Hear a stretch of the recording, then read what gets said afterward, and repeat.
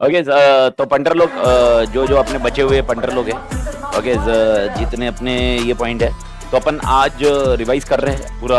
एक बार SM revise कर रहा हूँ चार्ट से, और जो चैप्टर 5 का चार्ट मैंने बोला था वो रिवाइज कर रहे हैं, और अपन एक लॉजिकल एंडिंग पे आज क्लोज कर रहे हैं। कल आपका ऑडिट चालू हो जाएगा। ओके आप उधर से हो, मतलब उधर का तो ऑडिट है, रवि सर का भी ऑडिट चालू हो जाएगा, फिर मेरे पास भी ऑप्शन फिर मेरा ही है, तो मैं भी ऑडिट ही कर रहा हूँ। तो टेक्निकली ये करेंगे, और एक बार आपका पूरा सिलेबस खत्म हो जाए। वैसे रवि सर का डिस्कशन ऐसा हो रहा था कि भाई शाम को रोज मतलब जो रिवीजन लेना और रात को ले लो। मैं बोला ऑलरेडी मैं मरा हुआ रहेगा बच्चा, क्योंकि ऑलमोस्ट तुम लोग अपन पूरे टाइम लेंगे। तो मैं ऐसा लॉजिक लगाया हो कि अपन रात को कुछ भी नहीं करते, तुम पहले सिलेबस, बाकी सबके सिलेबस खत्म कर लो। एक बार का सिलेबस खत्म हो जाता, उसके बाद अपन टाइम पास मतलब रिवीजन लेते रहते जो वाले पंडित लोग हैं। इस फ्लो में अपना कॉन्टेक्स्ट है। तो 15 को खत्म होने के बाद फेस टू फेस में कुछ भी नहीं ले रहा अभी, एसएम को अपन लास्ट फेस टू फेस में क्लोज कर रहे हैं। और 16 17 15 को अगर सबका सिलेबस ऑप्टिमली खत्म हो गया होगा, अगर बाई चांस सब लोग का एंड हो गया, मतलब ये सारे जन का कंटेक्स हो गया, 16 17 को अपन रात को रिवीजन ले लेंगे, और एक एसएम के जो क्वेश्चन वगैरह और कुछ ये करना है वो कर देंगे। बड़ी ठीक है बड़ी एवरीवन, ये फ्लो में अपन कर रहे हैं। ओके तो सर अभी अपने टारगेट में अरे इसने चालू किया कि नहीं किया, कब चालू किया, क्या करता है मेरे को बता था, मैं बात कर रहा कुछ भी, क्या भगवान जाने। ठीक है चल चालू हो गया ना भाई। ओके तो चलिए। अरे वो यूट्यूब पे डाला रे। तो मेरी मतलब अपन सबके प्रेस्टीज पॉइंट में सबके साथ डिस्कशन क्लियरली हो गया है। तो अपन अभी एसएम के कंटेक्स में एक बार अपन सारे चैप्टर रिवाइज कर लेते हैं। ओके सारे चैप्टर का एक बार रिवीजन देख लो, और ये रिवीजन देखो, और एक रिवीजन जो स्पीड में है वो ऑलरेडी है 1 घंटे का। ओके अपन अभी थोड़ा सा डिसेंटली रिवीजन कर रहा हूँ, क्योंकि ऑल टुगेदर अपन सारा कॉन्सेप्ट वगैरह जो जो रहेगा मैं फास्ट ट्रैक में बता रहा हूँ। आप फटाफट उसको क्लोज करते जाइए। ओके और जिनका जिनका 6 बजे निकलना रहेगा, ट्रैफिक वैफिक रहेगा रास्ते में, वो निकल सकते हैं। ओके मतलब वो जो जो वाले पॉइंट है, ओके तो वो वाला पॉइंट पुश आउट हो सकते हैं। आत्मा क्लियर है बड़ी? ठीक है तो let's start with content. Okay तो अपनी कहानी जो चालू हो रही है, ओके सबसे पहले स्टार्टिंग। ओके एसएम के चार्ट बुक निकाल लीजिए। अच्छा सबसे पहले कौन सा चैप्टर चालू करो, तुम बोलो, वो सीक्वेंस में चलते हैं। चैप्टर 5 को चालू कर ले पहले, के सीक्वेंस में जाओ, 1 2 3 4 5 सीक्वेंस में खत्म कर ले। ओके जिसका भी अगर आगे पीछे मिस हो गया तो यूट्यूब पे ही है, देख लेना पड़ी। तो अपन ये रहेगा, और जैन 26 के हिसाब से मैं एलडीआर जो जो रहेंगे मैं वो मैंने अपडेट किया हुआ है। ओके वो मैं आपको अपडेट करते रहूंगा, ठीक है बड़ी। और जो मे वाले हैं उनका एलडीआर कब होगा अगले इसमें, मैं आपको मे वाले के लिए एलडीआर बाद में बता दूंगा, लेकिन जो जैन वाले हैं उनका काम साथ में खत्म करता रहो। चलो बढ़िया, let's close on it. Okay ये चार्ट बुक आपके साथ ऑलरेडी शेयर्ड है, और चैप्टर 5 का मैंने चार्ट अलग से बनाने बोला था, अपन उसको बेस बनाएंगे, क्योंकि इस चार्ट बुक में थोड़ा सा उसका ऊपर नीचे है, तो उसको रीअरेंज करूंगा बाद में। लेकिन आपको मैंने चैप्टर 5 का चार्ट बनाने बोला था, उसको अपन यूज करेंगे। तो सबसे पहले चैप्टर 1 की बात करते हैं, चैप्टर 1 को चालू करते हैं मालिक। तो let's start with the revision. Basically with respect to chapter 1, first context is management. Okay management एक ग्रुप ऑफ इंडिविजुअल होता है जो मैनेज करता है बिजनेस को, या एक प्रोसेस है ओके जिसे बिजनेस मैनेज किया जाएगा। सेकंड स्ट्रेटजी कैसी होनी चाहिए, प्रोएक्टिव या reactive, partly proactive partly reactive. अच्छा स्टडी क्या फ्लॉलेस हो सकती है? नहीं। ओके क्योंकि कितनी भी बेहतर स्टडी रही तो अल्टीमेटली डिसीजन कौन लेगा? मैनेजमेंट। ठीक है देखो, अगर प्रोएक्टिव ही तोड़ सक्सेसफुल होती तो अपन स्टडी तोड़ हो सकती थी, लेकिन क्योंकि एनवायरमेंट चेंज हो सकता है इसीलिए अपने को क्या चाहिए? रिएक्टिव। और रिएक्टिव के लिए कौन चाहिए? मैनेजमेंट। ये ध्यान रखिए। ओके उसके बाद आता है एसएम। एसएम का कॉन्टेक्स्ट में 3 क्वेश्चन है, आई होप आपको याद होगा। सर 3 क्वेश्चन क्या क्या है एसएम में, स्टडी मैनेजमेंट में? पहला क्वेश्चन है how many objectives of SM are there, second is advantages and third is limitation. पहले बात करते हैं ऑब्जेक्टिव्स है। Sir how many objectives of SM are there? Though to achieve competitive advantage, and second to adapt the changes. Next point, what are the benefits of SM? I hope आपको याद होगा benefits of SM कितने हैं, 7 benefit है। सबसे पहले क्या देता है? डायरेक्शन। सेकंड पॉइंट मेरे को क्या बनाता है? प्रोएक्टिव। क्या देता है? Framework. Okay face the future, और फेस द फ्यूचर का मसला क्या है? अपॉर्चुनिटी। इसके बाद है दीवार बना के रखता है, corporate defence mechanism, longevity, and ultimately और एक चीज है मेरी क्या बढ़ाता है? कोर कॉम्पिटेंस है। Sir how many limitations of SM are there? Okay 4। सबसे पहले environment is turbulence and complex. Second, it is time consuming, it is costly and difficult to identify a competitive response. Bharat माता की जय। पहला question clear है बड़ी। इसके बाद आता है स्ट्रेटेजिक इंटेंट। सर पहला क्वेश्चन है इंटेंट का मतलब क्या होता है? Intent means what? Intent means okay philosophical base of SM. Intent क्या होता है बड़ी? Philosophical base of SM. अब इंटेंट के अंदर कितनी एलिमेंट्स होते हैं? 4। सर कौन से? Vision, mission, goals and objectives and last में है वैल्यू सिस्टम्स। याद है ना बड़ी? ओके, सबसे पहले बात करते हैं विजन। विजन के अंदर एसेंशियल पॉइंट्स कितने हैं? सर जो बंदा विजन बनाने वाला है वो बंदा कौन होना चाहिए? Intelligent entrepreneur. उसने सोच कैसी रखनी चाहिए? क्रिएटिव। तीसरा, जो विजन बनाएगा उसने क्या लाना चाहिए? मोटिवेशन नहीं, ओके, एंथुजियाज्म। एंड लास्ट उसने क्या देना चाहिए? डायरेक्शन। तो विजन डायरेक्शन देता है, याद है ना बड़ी? ओके, याद रखना, विजन डायरेक्शन देता है और मिशन पाथ फॉर डेवलपमेंट देता है। ये दोनों में डिफरेंस है। ओके, तो विजन का कॉन्टेक्स्ट आपके लिए ध्यान रखना जरूरी है। विजन होने के बाद आपके लिए कॉन्टेक्स्ट आया मिशन। मिशन के अंदर अपन ने टोटल 3 क्वेश्चन को कॉन्टेक्चुअली कवर किया हुआ है। 4 क्वेश्चन एक्चुअली, पर एक क्वेश्चन तो खाली हेड पॉइंट है जो आपको याद होगा गुड मिशन स्टेटमेंट केस में। सबसे पहले बात करते हैं मिशन स्टेटमेंट क्यों चाहिए। तो अगर आपको याद होगा 7 पॉइंट थे मिशन स्टेटमेंट क्यों चाहिए, जिसके 5 अलग किए थे मैंने, 2 अलग किए थे, 2 लास्ट किए थे और ट्रांसलेट। पहले 5 का कॉन्टेक्स्ट क्या है? सबसे पहला पॉइंट, ओके, सबको क्या मिलेगा? Unity of purpose. It is a base for allocating resources. तीसरा, यस, मोटिवेशन। गर्मी हो रही है। ओके, क्या रहेगा? Organisation, climate. Okay, then last point क्या दिख रहा? Focal point. And last 2 point, translation of goals and objectives into work structure and translation of purpose into goals and objectives in such a way that measurement can be done। याद आया बड़ी? Okay, ये context है mission statement क्यों चाहिए। भारत माता की याद आएगा बड़ी? सेकंड सिनेरियो, मिशन स्टेटमेंट अच्छा होना चाहिए कि नहीं होना चाहिए? तो उसको क्या बोलते हैं? गुड मिशन स्टेटमेंट होने के लिए क्या चाहिए? कितनी चीजें चाहिए? 5 चीजें। सबसे पहले मिशन स्टेटमेंट कैसा होना चाहिए? डिस्टिंक्टिव। सेकंड पॉइंट कैसा होना चाहिए? मोटिवेटिंग, प्रिसाइज, और उसके साथ में क्या होना चाहिए? Clear and feasible. Sir feasible का मतलब क्या होता है? अचीवेबल। मैंने आपको ये कॉन्टेक्स्ट बताया था। अब ये मिशन स्टेटमेंट बनाते वक्त मैंने दिमाग में क्या रखना चाहिए, तो इसके लिए कॉन्टेक्स्ट है 3 स्टेटमेंट। इसके मैंने उल्टे कॉन्सेप्ट आपको समझाए थे। सबसे पहले मिशन स्टेटमेंट जो भी बनाओगे वो क्या होना चाहिए? सबका सेम होना चाहिए, यूनिक होना चाहिए, unique. Second, it should focus on customer, और 2-3, ओके, कस्टमर पे फोकस करेगा और किस पे फोकस करेगा? Okay, competency, okay, technology, okay, activities, last वाला पॉइंट है। एंड लास्ट कॉन्सेप्ट जो पहला पॉइंट था वो ये है कि मिशन स्टेटमेंट क्या देना चाहिए? अपना एम्फसाइज ऑन बिजनेस होना चाहिए। सेकंड पॉइंट, स्पेशल आइडेंटिटी देना चाहिए और रास्ता देना चाहिए। रास्ता कौन सा? Path for development. तो इसके अंदर 3 पॉइंट है, इसके अंदर 3 + 1 पॉइंट है जिसको अपन एक्टिविटीज में बोलते हैं। ये कॉन्सेप्ट क्या लिखना है? अगर मिशन स्टेटमेंट, अगर मैंने क्वेश्चन आपको पूछा मिशन स्टेटमेंट क्यों चाहिए, तो आपके 7 पॉइंट हुए। अगर मैंने बोला मिशन स्टेटमेंट के बेनिफिट बताइए, 7 पॉइंट हुए। अगर मैंने बोला सिग्निफिकेंस ऑफ मिशन स्टेटमेंट बताइए, ये 7 पॉइंट हुए। याद रखना। लेकिन मैं बोल रहा हूं मिशन स्टेटमेंट लिखते वक्त मैंने क्या ध्यान में रखना चाहिए? ये 3 पॉइंट। मिशन स्टेटमेंट अच्छा होना चाहिए कि खराब होना चाहिए? अच्छा होने के लिए क्या चाहिए? ये है। और मिशन स्टेटमेंट की तरफ अप्रोच कैसा होना चाहिए? तो आपको याद होगा पीटर डकर ने अप्रोच क्या बताए थे? 2 अप्रोच थे। सर 2 अप्रोच कौन से थे? Production oriented and marketing oriented. मेरे ख्याल से क्लियर है बड़ी है। ओके, ये मिशन स्टेटमेंट की कहानी है। और इसके बाद आता है तेरा नेक्स्ट और लास्ट आंसर जो अपने को अच्छे से याद रखना है इसके अंदर, that is called goals and objectives. Sir goals and objectives होने चाहिए कि नहीं होने चाहिए? अच्छा, गोल्स एंड ऑब्जेक्टिव्स के 2 क्वेश्चन को पहले क्लोज करते हैं, फिर मैं एक पॉइंट पे आपको एम्फसाइज करके याद करके कॉन्टेक्स्ट बता रहा हूं। गोल्स एंड ऑब्जेक्टिव्स अपने लिए कैरेक्टरिस्टिक बोला है, तो कैरेक्टरिस्टिक में कितने ध्यान रखना है? 10, जिसके अंदर पहले 4 याद रखिए, दूसरे 4 याद रखिए। सबसे पहले गोल्स एंड ऑब्जेक्टिव्स क्या होने चाहिए? कॉन्क्रीट। सेकंड पॉइंट क्या होना चाहिए? Time frame. क्या होना चाहिए? मेजरेबल एंड कंट्रोलेबल था। एंड लास्ट पॉइंट और क्या होना चाहिए? गोल्स एंड ऑब्जेक्टिव्स और एक कॉन्टेक्स्ट क्या होना चाहिए? ओके, सबसे इंपॉर्टेंट पॉइंट चैलेंजिंग, ये भूलो मत। चैलेंजिंग को कैसे डिसाइड करोगे? मैंने आपको बहुत बार एग्जांपल दिया है। अगर मैंने इस महीने में 100 यूनिट बना दिए, अगले महीने में टारगेट कितना होना चाहिए? 100 यूनिट होना चाहिए नहीं। अगर आपको एमसीक्यू ऐसा आया 100 यूनिट बनाया और अगले महीने भी 100 यूनिट है, तो गोल्स एंड ऑब्जेक्टिव्स का क्या चीज सही नहीं है? चैलेंजिंग नहीं है। तो 4 पॉइंट याद रखने का। गोल्स एंड ऑब्जेक्टिव्स क्या है? Concrete, time frame, measurable, challenging मतलब मोटिवेशन। याद रखना। तो 3 चीजें आपको ध्यान रखनी है। ओके, देखिए अगर आपको याद है एंथुसियाज्म किस में रहेगा? विजन। मोटिवेशन किस में रहेगा? मिशन। एंड चैलेंजिंग किस में रहेगा? Goals and objectives. Next 4 point है गोल्स एंड ऑब्जेक्टिव्स के। इसमें कंटेक्स्ट क्या है? सबसे पहला मेरा रिश्ता क्या कहलाता है? Relationship with external environment. दूसरा पॉइंट अगर याद होगा, it is a base for strategic decision making. It is also a base for mission and purpose. And last concept और याद रखने का, it is a base for standard for appraisal. Appraisal मतलब क्या होता है? Performance evaluation. तो ये 4 चीजें आपको अलग से याद रखनी है। और लास्ट 2 है अपनी औकात में काम। अच्छा, उसके पहले दो गोल्स एंड ऑब्जेक्टिव्स हो सकते हैं, दोनों क्या होना चाहिए? कोरिलेट होना चाहिए और अपनी औकात में होना चाहिए, यानी कंस्ट्रेंट के हिसाब से होना चाहिए। याद है बड़ी? कोरिलेट का कॉन्टेक्स्ट मैं आपको बता दूं। ओके, गोल्स एंड ऑब्जेक्टिव्स आपको ऑलरेडी पता है। ओके, पेट स्क्वायर, पेट स्क्वायर नहीं, पी और ई पेट का कॉन्टेक्स्ट है। तो पी में क्या क्या आएगा? Profitability, productivity, position and public responsibility. तो P⁴ याद रखने का। फिर आता है ई, एम्प्लॉय के 2 पॉइंट है, employ development, employ relation. And last point है टेक्निकल। आई होप याद है बड़ी? अब देखो ये अपने चैप्टर 1 किया था बड़ी। ओके, आप याद रखोगे। अगर यही आपको याद है, चैप्टर 5 में एसपीएम पढ़ा था। एसपीएम का फुल फॉर्म था कौन सा था? Strategic performance measurement. अगर आप उसमें देखोगे तो उसमें फाइनेंशियल मेजरमेंट होता है, कस्टमर मेजरमेंट होता है। उसके आई होप याद होगा। पहला क्या होता है?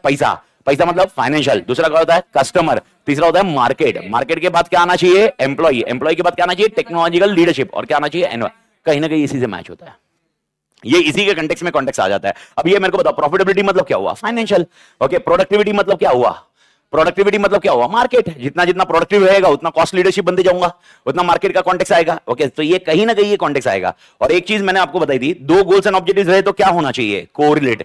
मतलब क्या? अगर एग्जांपल मैंने गोल्स एंड ऑब्जेक्टिव्स क्या रखे थे? प्रॉफिटेबिलिटी भी रखा था, प्रोडक्टिविटी भी रखा था, तो दोनों को क्या करना पड़ेगा? कोरिलेट। आई होप याद है बड़ी। ओके, और औकात में होना चाहिए, कॉन्सेप्ट याद है ना बड़ी? अच्छा, मेरे को बताओ, long term goals and objective set होने चाहिए कि नहीं होने चाहिए? कौन से स्टेज में सेट होता है? 5 स्टेजेस होते हैं स्ट्रेटेजिक मैनेजमेंट में, 5 स्टेजेस होते हैं। कौन से स्टेज में goals and objectives long term set करते हैं? फर्स्ट। लेकिन एनुअल ऑब्जेक्टिव्स भी सेट करने पड़ते हैं। कौन से स्टेज में होता है? Okay, implementation. थर्ड नहीं, इंप्लीमेंटेशन करते वक्त annual goals and objective set करते हैं, और एनुअल गोल्स एंड ऑब्जेक्टिव्स को मेजर करना चाहिए। तो मेजर करने के लिए अपने पास क्या होना चाहिए? एसपीएम। और एसपीएम से अपने को रेक्टिफाई करना चाहिए, उसको बोलते हैं अपन कंट्रोल। आई होप याद होगा बड़ी। ये वाला कॉन्टेक्स्ट इस तरह से सीक्वेंस जाता है। तो गोल्स एंड ऑब्जेक्टिव्स की कहानी पक्का क्लियर है। इसके साथ में वैल्यू सिस्टम का कॉन्टेक्स्ट आपने ऑलरेडी पढ़ा होगा, अभी रिसेंटली आपने चैप्टर 5 में देखा होगा, तो कल्चर का कॉन्टेक्स्ट देखा होता, और आपको याद होगा अगर कल्चर फिट रहा तो सबसे सही रहेगा। लेकिन वैल्यूज के लिए आप याद रखना, वैल्यूज को कैसे डिसाइड करोगे? वैल्यूज के कॉन्टेक्स्ट में क्या क्या डिसाइड करोगे? इंटीग्रिटी होना चाहिए, ट्रस्ट होना चाहिए, ह्यूमिलिटी होनी चाहिए, डाइवर्सिटी, इनोवेशन एंड अकाउंटेबिलिटी। अभी एग्जांपल कल में कॉन्टेक्स्ट ये भी पढ़ा था कल्चर के अंदर, अगर ऐसा कल्चर है कि इनोवेशन का है, तो मेरे को बताओ क्या लॉस वॉस होता रहा? ओके, आरएनडी में खर्चा होता रहा, कोई दिक्कत है क्या? लेकिन अगर इनोवेशन का कल्चर नहीं है तो चीजें अलग हो सकती है। तो आपको ये देखना पड़ेगा, वैल्यूज का कॉन्टेक्स्ट आपको डिफाइन करना होगा। ओके, वैल्यूज के इफेक्ट दो तरह के होते हैं, अगर आपको याद होगा तो दो तरह के कौन से होते हैं? एक होता है इंटरनल, एक होता है एक्सटर्नल। क्या वैल्यू का इफेक्ट कस्टमर पे भी हो सकता है? यस। वैल्यू का इफेक्ट मेरे एम्प्लॉय पे भी हो सकता है? यस। ये कॉन्टेक्स्ट आपको डिफाइन किया हुआ है। तो ये अपन आंसर लिखा हुआ है, ये हो गया स्ट्रेटजी कंटेंट। 99% ऑफ चांस है, ओके, आपको याद रखना है, जो भी जान में दे रहा होगा examination, please make it sure vision, mission and goals and objectives, ये तीनों आपको तोड़ एलडीआर रखने हैं बड़ी। ये तीनों में से एक क्वेश्चन मिलने की संभावना है। जो जैन 26 है, मई 26 आपको वेट करना पड़ेगा जब तक पॉसिबिलिटी नहीं आती, लेकिन टेक्निकली ये क्वेश्चन एकदम बैठ जाता है। ये होने के बाद आपके लिए नेक्स्ट आता है स्ट्रेटेजिक लेवल्स इन ऑर्गेनाइजेशन। मेरा पहला क्वेश्चन है, how many strategic levels in organisation are there? 3। एकदम आसान सा आंसर है। कौन से 3 है? Corporate level, business level, functional level. अब ये तीनों के काम बता दिए। सबसे पहले मेरे को कॉर्पोरेट लेवल के काम बताइए। कॉर्पोरेट लेवल के काम कितने होंगे? 8। मतलब वो 7 में भी लिख सकते हो, 8 में भी लिख सकते हो। सबसे पहला क्या करता है? वो ओवरसी करता है, याद है बड़ी? सेकंड सिनेरियो वो क्या करता है? Allocating resources. उसके बाद 2 और चीज है, ओके, डिटरमाइन कौन से बिजनेस में होना चाहिए, और मिशन एंड गोल किसको देता है? कंपनी को। तो 4 चीजें याद रखने का, ओवरसी ऑफ ऑर्गेनाइजेशन देखने का, ओके, जो भी रहेगा। Second, allocating resources. तीसरा, कौन से बिजनेस में रहना चाहिए, कौन से बिजनेस में रहना नहीं चाहिए, और ऑर्गेनाइजेशन के लिए क्या देगा? Mission and purpose. Next 2 point, formulating strategy, implementing strategy. अब ये फॉर्मुलेटिंग इंप्लीमेंटिंग आप 2 अलग अलग मत रखिए, साथ में भी रख सकते हो। एंड मोस्ट इंपॉर्टेंट, मेरे अंदर एक स्किल होनी चाहिए, लीडरशिप एंड लिंक बिटवीन जो शेयर होल्डर है एंड जो मैनेज कर रहे बिजनेस। आत्मा याद है क्या बड़ी? अच्छा, मेरे को बताओ, एक क्वेश्चन कंफ्यूज हो सकता है इस पर्टिकुलर क्वेश्चन के साथ। अगर आपको याद है चैप्टर 5 में मैंने आपको बताया था role of leader. Role of leader अलग है, role of corporate level manager अलग है। आपको एग्जाम में सीईओ लिखेगा, सीईओ के बाद आप हावड़े जैसे इधर नहीं आने का, देखने का अगर सीईओ को बोला हुआ है कि लीडरशिप बना रहे, हम सीईओ की लीडरशिप चेंज कर रहे हैं, तो कौन सा चैप्टर जाएगा? चैप्टर 5। अगर लीडरशिप नहीं बोला है और तो इसी चैप्टर में रहने का है। अगर मैंने बोला रोल ऑफ सीईओ, खाली रीता बोला है रोल ऑफ सीईओ, कौन सा करने का? Okay, chapter 1। लेकिन मैंने बोला एक लीडर चेंज हो रहा है सीईओ का और नया लीडर आ रहा है, अब वो रोल ऑफ सीईओ बताइए। फिर चैप्टर 5 में रोल ऑफ लीडर को कॉन्टेक्स्ट याद रखना है। याद है roles and responsibilities of leader अपने पढ़ा था? ओके, ये ध्यान रखिए। आई होप क्लियर है बड़ी। अच्छा, बिजनेस लेवल मैनेजर की कहानी एकदम तोड़ याद होनी चाहिए। मेरे को बताओ, बिजनेस लेवल मैनेजर के और 2-3 नाम मैं बता रहा हूं। क्या बिजनेस लेवल मैनेजर भी जनरल मैनेजर है? यस। क्या ये बिजनेस के पद ध्यान देखेगा? यस। एंड मोस्ट इंपॉर्टेंट, ये ट्रांसलेट, अच्छा, इसको और एक नाम दिया हुआ है डिविजनल मैनेजर। आई होप आप भूले ही नहीं होंगे। लेकिन हर जन को एक इर्द गिर्द में डिसाइड करते हैं अपन। इसका मेन काम क्या है? General statement of intent and direction. किसका? Corporate level. कन्वर्ट करना पड़ेगा कॉन्क्रीट स्ट्रेटजी। ओके, मैं वापस बोल रहा हूं, रियलिस्टिक स्ट्रेटजी नहीं, कॉन्क्रीट स्ट्रेटजी। वर्ड को हेरफेर मत होने दो। अगर कॉन्क्रीट स्ट्रेटजी बोला तो कौन सा वाला बंदा? Business level. अब मेरे को बताओ, रियलिस्टिक स्ट्रेटजी बनाने के लिए इंफॉर्मेशन कौन देगा? Functional level. लेकिन मेरे को बताओ, रियलिस्टिक स्ट्रेटजी बनाने की जिम्मेदारी किसकी? All 3 levels. आप खाली कॉर्पोरेट और बिजनेस नहीं बोलोगे, ऑल 3। लेकिन इंफॉर्मेशन देगा कौन? Functional level. I hope everybody clear. तो मेरे को बताओ, मेरे को बिजनेस में ये फंक्शन रखना है या ये रखना नहीं है, ये डिसाइड करना है। कौन डिसाइड करेगा? ये फंक्शन रखना है, ये फंक्शन निकालना है, प्रोडक्शन रखना है, निकालना है, बिजनेस लेवल। और फंक्शन में ओके, मार्केटिंग ऐसी करनी चाहिए, मार्केटिंग वैसी करनी चाहिए, फंक्शनल लेवल। सेल्स मैनेजर में इतना डिस्काउंट ऑफर देना चाहिए, इतना डिस्काउंट ऑफर नहीं देना चाहिए, फंक्शनल लेवल। प्रोडक्शन मैंने ऐसा करना चाहिए, वैसा नहीं करना चाहिए, फंक्शनल लेवल। क्या ये क्लियर है बड़ी? तो स्पेसिफिक बिजनेस फंक्शन का जो डिसीजन लेगा वो कौन सा मैनेजर होगा? Functional level. और इसी के साथ में मां कसम एक तोड़ क्वेश्चन है, आई होप आपको याद भी होगा, नेटवर्क ऑफ रिलेशनशिप। कितने नेटवर्क ऑफ रिलेशनशिप है? 3। पहला है एक जैसा, हॉरिजॉन्टल, कम्युनिकेशन एक जैसा होता है। दूसरा, कम्युनिकेशन ऊपर नीचे होता है, फंक्शनल एंड डिविजनल। एंड तीसरा होता है मैट्रिक्स। अच्छा, इसमें एसबीओ है क्या? नहीं, क्योंकि एसबीओ मैंने आपको समझाया, अभी मेरे ख्याल से मालूम पड़ेगा, SBO is a master context. SBO का ऐसा अलग अलग स्ट्रक्चर नहीं है, एसबीओ एक मास्टर कॉन्टेक्स्ट है। आई होप याद होगा बड़ी। बस कॉन्सेप्ट याद रखो और इसके 3 एडवांटेज डिसएडवांटेज में याद रखना है। मैंने आपको बताया था मॉड्यूल में इसका आंसर नहीं है, मैंने इधर लिखा दिया है। आप अगर देखोगे, आप आरटीपी या अल्टीमेटली वॉल्यूम 3 भी देखोगे तो आपको उसके अंदर मिल जाएगा एक क्वेश्चन, जिसके अंदर अगर आपको याद होगा पहले हॉरिजॉन्टल का, सर हॉरिजॉन्टल का एडवांटेज डिसएडवांटेज क्या है? हॉरिजॉन्टल का आपको सिंपल का जो आंसर था ना वही है, ओपन कम्युनिकेशन होता है, इनोवेशन होता है। लेकिन यहां पर रोल्स एंड रिस्पांसिबिलिटी डिफाइन करना मुश्किल, क्योंकि कोई भी कुछ भी काम करेगा। तो इसका बेटर किधर होगा? फंक्शनल। फंक्शनल में रोल्स एंड रिस्पांसिबिलिटी डिफाइन करना आसान और स्पेशलाइजेशन भी होगा। आई होप याद होगा ये। लेकिन इधर दिक्कत क्या है? डिपार्टमेंट अपने बारे में ही सोचेगा, ओके, ऑर्गेनाइजेशन के लिए मरवाएगा नहीं, ओके। तो इसीलिए यहां पर क्या है, आइसोलेशन में काम करेंगे, लिमिटेड कोलैबोरेशन। तो इसको बेस्ट करना है तो मैट्रिक्स, मैट्रिक्स में क्रॉस कोलैबोरेशन तोड़ है। लेकिन प्रॉब्लम क्या है? Okay, complexity, dual reporting responsibility. आई होप याद होगा बड़ी, ओके। ये पॉइंट आपको चैप्टर 1 के कंटेक्स्ट में ध्यान रखना है। चैप्टर 1 के कंटेक्स्ट में पहला एलडीआर मैंने आपको मार्क कर दिया, दूसरा एलडीआर ये लेवल पे ध्यान रखना, लेवल का कॉन्टेक्स्ट ध्यान रखना, जिसमें से कॉर्पोरेट लेवल आपके लिए एलडीआर रहेगा और ये नेटवर्क ऑफ रिलेशनशिप एलडीआर रहेगा। ये 3 सेट आपको एलडीआर में ध्यान रखना है, ओके, जिसमें मैं आपको वापस बताता हूं, vision, mission, goals and objectives, और तीसरा है ओके कॉर्पोरेट लेवल का ये, और ये मिशन है नेटवर्क ऑफ रिलेशनशिप, ये अल्टीमेट देखने का। आई होप ये क्लियर बड़ी। पर वापस एक चीज मैं क्लियर बता चुका हूं, जो जैन में बैठने वाले पंटर लोग, ओके, उनका कंटेक्स्ट क्या होगा, या मे में बैठने वाले, आपको साथ में क्या देखना पड़ेगा इसके अलावा? एमटीपी, आरटीपी, आपके एटम के जैसे भी होंगे, यूट्यूब पे अपन लेक्चर डाल देंगे, लेकिन आपको नोट करना पड़ेगा। अगर आप लेक्चर नहीं देंगे, मिस कर दोगे, गड़बड़ मत करना, वो चेक करना जरूरी। क्वेश्चन का फॉर्मेट चेंज हो सकता है बड़ी, ये याद रखना। आई होप क्लियर है बड़ी, ठीक है। दूसरे चैप्टर पे जाते हैं, सीक्वेंशियली जा रहे हैं। सबसे पहला पॉइंट आता है चैप्टर 2, सर ये एनालिसिस का कॉन्टेक्स्ट है। आई होप थोड़ा सा इधर रिटेन करना पड़ेगा, ओके, क्योंकि इसका अपना रिवीजन थोड़ा सा कम हुआ है, ओके, क्योंकि चैप्टर 1, 3 और 4 का रिवीजन बहुत ज्यादा हुआ, तो रिवीजन फटाफट रिकॉल होगा। लेकिन 2 और 5 का रिवीजन कम हुआ, तो आपको अभी रिकॉल करना पड़ेगा। तो रिकॉल करने की कोशिश करिए, ट्राई करते हैं, ओके। कुछ चीजें याद आई, कुछ चीजें याद आई तो नहीं आई, तो इधर नोट कर लीजिए। सबसे पहला नाम है, याद रखना, स्ट्रेटेजिक एनालिसिस। क्या नाम है बड़ी? ओके, लेकिन मैं आपको बता दूं, एक स्ट्रेटेजिक एनालिसिस है और एक स्ट्रेटेजिक प्लानिंग है। स्ट्रेटेजिक प्लानिंग कौन से चैप्टर में जाएगा? चैप्टर 5 में। स्ट्रेटेजिक एनालिसिस किधर जाएगा? चैप्टर 2 में। तो सबसे पहले स्ट्रेटेजिक एनालिसिस के कुछ सिचुएशन देख लेते हैं, ओके, जो मैंने आपको लिखाए हुए हैं। सबसे पहले स्ट्रेटेजिक एनालिसिस में 2 सिचुएशन है। सर 2 सिचुएशन कौन से देखने हैं? 2 एनालिसिस है स्ट्रेटेजिक एनालिसिस में, 2 है, इंटरनल है, एक्सटर्नल। लेकिन नाम कैसे याद रखने का? इंडस्ट्री एंड कॉम्पिटिटिव, एंड दूसरा क्या होगा? Strength, weakness, resource, capability and market position. ये 2 एनालिसिस है। सर ये 2 एनालिसिस करने के लिए एक एनालिटिकल सीक्वेंस दिया जाएगा। Sir what is analytical sequence? 3 analytical sequence है। अप्रेजल ऑफ 2 एनवायरनमेंट, कौन सा? Internal, external. क्या अल्टरनेटिव देखना चाहिए कि नहीं देखना चाहिए? And final choice. अब मेरे को पता फाइनल चॉइस क्या है, ये देता है क्या? ये स्टेप में आता है, लेकिन इसका लिमिटेशन क्या है? लिमिटेशन 2 है, टाइम कंज्यूमिंग है, एंड ये फाइनल चॉइस नहीं देता। इसके साथ में सबसे इंपॉर्टेंट पॉइंट आता है, सर इसके अंदर इश्यूज कितने होते हैं? मेरे ख्याल से 3 इश्यूज आपको याद होंगे। स्ट्रेटजी एक दिन में बनती है, evolve over a period of time. Second scenario मेरे को बताइए, क्या इंटरनल कंसीडर करना चाहिए, एक्सटर्नल? किसका ज्यादा किसका कम? बैलेंस। एंड तीसरा सिनेरियो, क्या रिस्क हो सकता है? यस, रिस्क में 2 कॉन्टेक्स्ट आपको याद रखने हैं। एक है ओके, आपको क्या है? Internal long term, internal short term, okay, external long term, external short term. पहले बात करते हैं इंटरनल और एक्सटर्नल के कॉन्टेक्स्ट में शॉर्ट टर्म में। अगर एक्सटर्नल शॉर्ट टर्म है, सॉरी इंटरनल शॉर्ट टर्म बोलते हैं, इंटरनल, अच्छा इंटरनल बोला तो मेरा क्या मतलब आ जाएगा? इंटरनल मतलब स्ट्रेंथ वीकनेस, और एक्सटर्नल बोला तो अपॉर्चुनिटी थ्रेट्स। रिकॉल करने की कोशिश करो, अगर इंटरनल शॉर्ट टर्म में लॉस है तो मैं कोप अप नहीं कर पाऊंगा। मेरे को लगा था अपॉर्चुनिटी है, लेकिन अपॉर्चुनिटी, सॉरी मेरे को लगा मेरे स्ट्रेंथ है, लेकिन स्ट्रेंथ नहीं है। दूसरा एक्सटर्नल शॉर्ट टर्म में, ओके, मैंने एनवायरनमेंट को रीड करते वक्त गलती कर दी, एरर्स इन इंटरप्रेटिंग एनवायरनमेंट। लेकिन लॉन्ग टर्म में क्या होगा? देखो, अच्छा एक चीज आप, आई होप आपको याद होगा, शॉर्ट टर्म अगर नहीं हुआ तो लॉन्ग टर्म होगा फिर। और लॉन्ग टर्म में क्या प्रॉब्लम आएगी? एक्सटर्नल में, ओके, मेरा एनवायरनमेंट क्या बन जाएगा बड़ी? Obsolete. And most important, internal में क्या आ सकती है? इनकंसिस्टेंसी। आज मेरी स्ट्रेंथ है, लेकिन ओवर ए पीरियड क्या वो स्ट्रेंथ वैसे वैसे रहने, या वीकनेस बन सकते हैं? वीकनेस। तो इनकंसिस्टेंसी हो सकती है। आत्मा जेपा। ये होने के बाद है मेरा स्ट्रेटेजिक एनालिसिस का लास्ट हिस्सा। स्ट्रेटेजिक एनालिसिस के 2 एनवायरनमेंट थे। कौन से 2 एनवायरनमेंट थे? Internal, external. और इंटरनल में आपको 2 चीज याद रखनी है, एक है परफॉर्मेंस एनालिसिस एंड एक है डिटरमिनेट एनालिसिस। डिटरमिनेट मतलब क्या होता है? रिसोर्स। एंड और एक एनालिसिस होगा, that is called external. External में याद रखने का है 4 चीजें। सर कौन से? Customer, competitor, market and environment. आत्मा जेपा क्या? ओके, ये थोड़ा मोटा मोटी याद आया। ओके, ये होने के बाद आपके लिए नेक्स्ट आया एनवायरमेंट एनालिसिस। आई होप आपको याद आया, नहीं आया था तो मैं बोला रिफ्रेश करिए। सबसे पहला, क्या एनवायरमेंट, बिजनेस एनवायरमेंट के साथ मैंने इंटरेक्ट करना चाहिए क्या?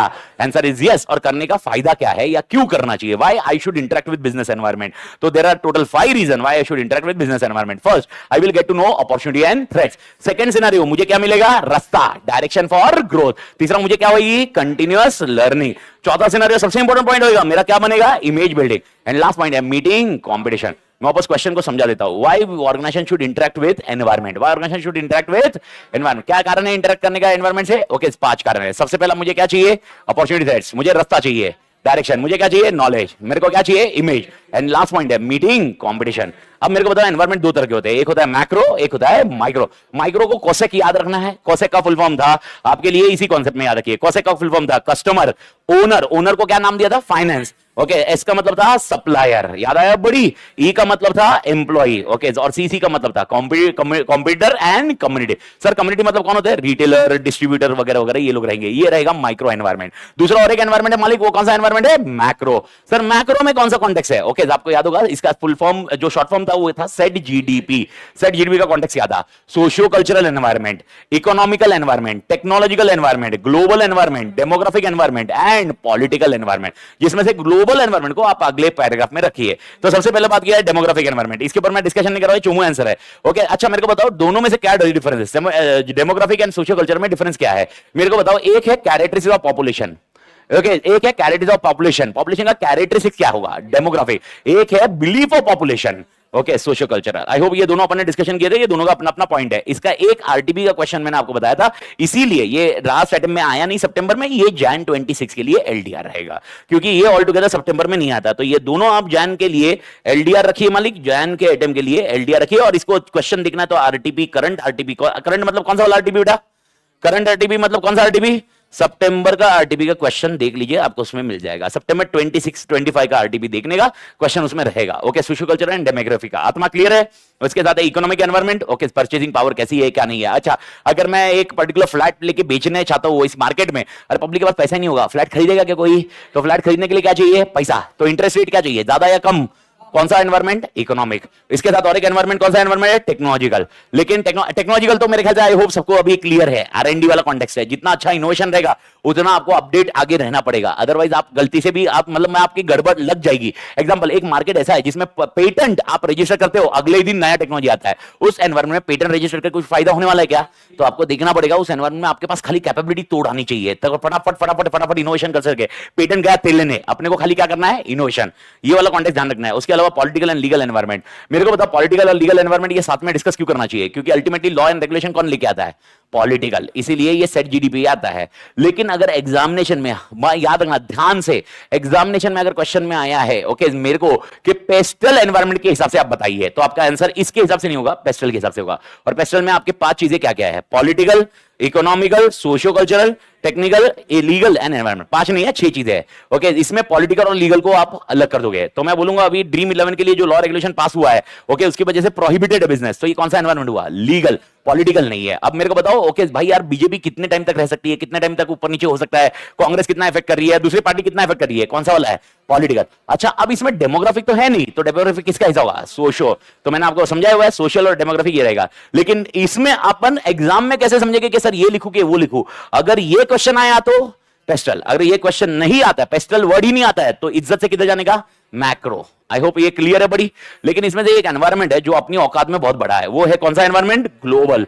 ग्लोबल को और एक नाम दिया हुआ है इंटरनेशनलाइजेशन। तो सबसे पहले एक सर इंटरनेशनल के कैरेक्टरिस्टिक क्या है, चुमू आंसर है ओके, रटने में 1-2 मिनट लगे लेकिन रिकॉल करके लीजिए। सबसे पहले क्या ये कॉन्ग्लोमरेट है, common pool of resource use करती है और इनकी कॉमन स्ट्रैटेजी, तो सीसीसी वाला कॉन्टेक्स्ट है, याद आया बड़ी। अच्छा क्या मुझे ग्लोबल जाना है, क्या मैं एक दिन में जा सकता हूं या उसकी प्लानिंग करनी पड़ेगी, तो कितनी चीजें देखनी है प्लानिंग में, 4 स्टेप्स है, तो सीक्वेंस आंसर मैटर करेगा। सबसे पहले डायरेक्टली जाना चाहिए, अपॉर्चुनिटी थ्रेड्स मिलनी चाहिए, तो सबसे पहले क्या ढूंढोगे आप, अपॉर्चुनिटी थ्रेड। उसके बाद ये था, ये याद है क्या, ये इकोनॉमिक ऑफ स्केल है, लेकिन इधर क्या था, क्या हम इसको स्कोप बना सकते हैं, मालूम पड़ा उधर की डिमांड आ गई, हम इधर का फुलफिल नहीं कर पा रहे, गड़बड़ हो सकती है। तो सेकंड पॉइंट क्या इवैल्यूएट करो, स्कोप ऑफ ऑपरेशन, क्या इवैल्यूएट करो, तीसरा सिनेरियो, अब स्कोप ऑफ ऑपरेशन तो बना लिया, तीसरा सिनेरियो उसके लिए क्या सेट करो, ऑब्जेक्टिव। पर ऑब्जेक्टिव कौन से एनवायरनमेंट के लिए सेट करो, ओके इंडिया के लिए, ग्लोबल के लिए, ग्लोबल एंड ग्लोबल के लिए स्ट्रेटजी अलग बनाओ और इंडिया के लिए कॉर्पोरेट के लिए स्ट्रेटजी अलग बनाओ, इसको बोलते हैं डिस्टिंक्ट कॉर्पोरेट स्ट्रेटजी। याद है बड़ी ओके, याद रखना ये भी एलडीआर मार्क कर लीजिए जो जैन वाले हैं। तो how many steps are there for going global, okay for going global उसके लिए प्लानिंग करने के लिए कितने स्टेप्स है, 4। सबसे पहले क्या ढूंढो, अपॉर्चुनिटी थ्रेड्स, दूसरा क्या सेट करो, स्कोप ऑफ ऑपरेशन, तीसरा क्या सेट करो, ऑब्जेक्टिव्स, और चौथा सिनेरियो क्या करो, ओके कॉर्पोरेट स्ट्रेटजी अलग अलग करो। आत्मा झेपा क्या, अभी यार ग्लोबल जाना चाहिए कि नहीं जाना चाहिए, जाना चाहिए, फायदे हैं, मैंने इसके ऊपर नीचे करके बताए थे, मैंने 5-6 पॉइंट आपको रटने के लिए बोले हुए, वही बताऊंगा, 2 जो याद आ रहे थे आपको वो करते जाइए। सबसे पहला क्या मुझे बढ़ना है, yes, time and distance constraint है या निकल चुका है, निकल चुका है, ओके डोमेस्टिक मार्केट कम पड़ रहा है, ओके अच्छा मेरे को बताओ सस्ता रिसोर्स कहां पर मिलेगा, बाहर, ओके इंडिया में क्यों आ रहे लोग, सस्ता ह्यूमन रिसोर्स, प्रोडक्शन कैपेसिटी सस्ता करना है तो चाइना, टेक्नोलॉजी बेहतर चाहिए तो जापान और Korea, something like that. I hope research clear है। अच्छा, एप्पल इधर ही मैन्युफैक्चर करने क्यों आ रहा है, बेचने के लिए आ रहा है, लेकिन कस्टमर तो इधर ही है, तो कौन सा कॉस्ट बचेगा, ट्रांसपोर्टेशन, याद होगा आपको मैंने बताया था। एंड लास्ट पॉइंट है, क्या अलायंस बेटर ऑप्शन है? ये 6 पॉइंट मैंने आपको बताया था, ये रट लेना। ओके, ये वाले पॉइंट, उसके अलावा 1-2 पॉइंट आपको जो उठाने वो उठा ले सकते हो। This is what are advantages of going global. तो ये क्वेश्चन क्या है, what are the benefits of going global और why company should go global. लेकिन इसके साथ में मेरे को बताओ, ग्लोबल एनवायरमेंट जाने के लिए कुछ एनवायरमेंट का एनालिसिस करना चाहिए कि नहीं करना चाहिए? करना चाहिए, लेकिन कौन सा आपको याद होगा, यूएस कैलिफोर्निया वाला, कैलिफोर्निया था ना अपना। तो मेरे को बताओ, सबसे पहले कैलिफोर्निया का एनालिसिस करना चाहिए कि नहीं करना चाहिए? रीजनल। क्या यूएस का करना चाहिए कि नहीं करना चाहिए? कौन सा? Country level. एंड भाई यूएस में अपन बेचने वाले, तो रशिया का भी इंपैक्ट देखना चाहिए कि नहीं देखना चाहिए? इसको क्या बोलते हैं, मल्टीनेशनल। तो 3 एनवायरमेंट का एनालिसिस करना चाहिए, मल्टीनेशनल, रीजनल, कंट्री लेवल। आत्मा से क्लियर है? अच्छा, ये तीनों एनवायरमेंट कौन सा है? ओके, इंटरनल या एक्सटर्नल? तीनों एनवायरमेंट कौन से है? एक्सटर्नल। तो मेरे को बताओ, जब आप मसाले लिखोगे तो रीजनल में कौन सा मसाला होगा? माइक्रो। याद रखने का, कौन सा मसाला होगा? माइक्रो। ओके, इस कंट्री लेवल पे मैक्रो। एंड ये वाला होगा multinational, which is nothing to do with micro and macro. ये अलग अलग कंट्री में क्या इफेक्ट हो रहा है एक दूसरे के साथ में, यूएन का क्या होगा, वो वाला कंटेंट मसाला है। आई होप याद है बड़ी। ग्लोबल का कॉन्टेक्स्ट है, इसमें से आपका पहला आंसर एलडीआर रखने का और लास्ट आंसर एलडीआर रखने का। जैन 26 वालों के लिए है, याद रखियो। ये होने के बाद आपके लिए नेक्स्ट पॉइंट। अच्छा, ये पेज का भी थोड़ा सा आगे बढ़िए, इस पीछे वाले पेज पे आइए, पहले वो क्लोज करते हैं, उसके बाद आगे में जाते हैं। ओके, पीछे वाले पेज में सीक्वेंशियली जा रहा हूं मैं। सबसे पहला, ओके, अब मेरे को बताओ, धंधा बेचता क्या है? प्रोडक्ट बेचता है।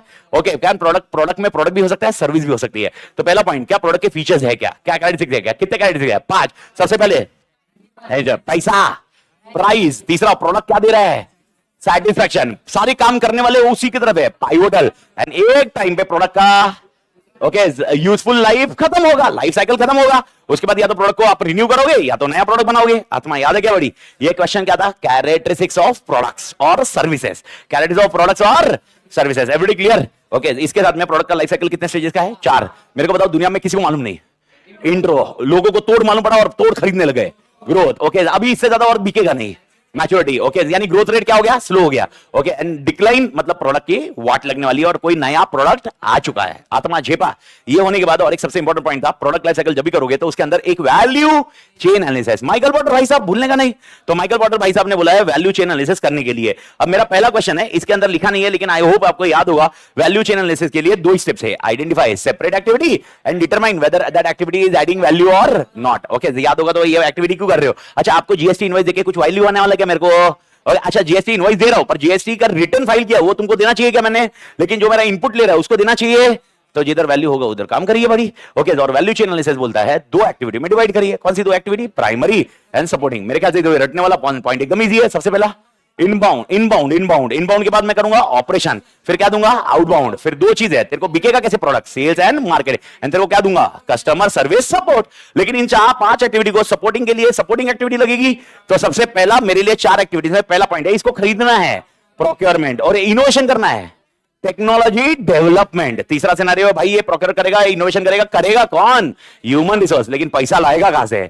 इंफ्रास्ट्रक्चर। आई होप ये याद है बड़ी। अच्छा, क्या दोनों में लिंकेज है क्या बड़ी? 2 में लिंकेज कौन से है? Primary to primary to supporting to supporting. ये दोनों कॉन्टेक्स्ट अपन ने देखे हुए हैं। आई होप ये क्लियर है बड़ी। ओके, तो एलडीआर ये जैन 26 के हिसाब से वैल्यू चेन एनालिसिस, ये सितंबर में गया था, लेकिन जैन 26 के हिसाब से भी अपने को एलडीआर रखने का। तो झेपा ये, ठीक है। ये होने के बाद अपने लिए अगला पॉइंट आता है। ओके, ये कुछ चीजें हैं अपने डिस्कशन के। माइकल पॉटर को पहले क्लोज कर लेते हैं। सर, माइकल पॉटर की 5 फोर्सेस कौन से हैं? आई होप सबको अच्छे से याद होगा बड़ी।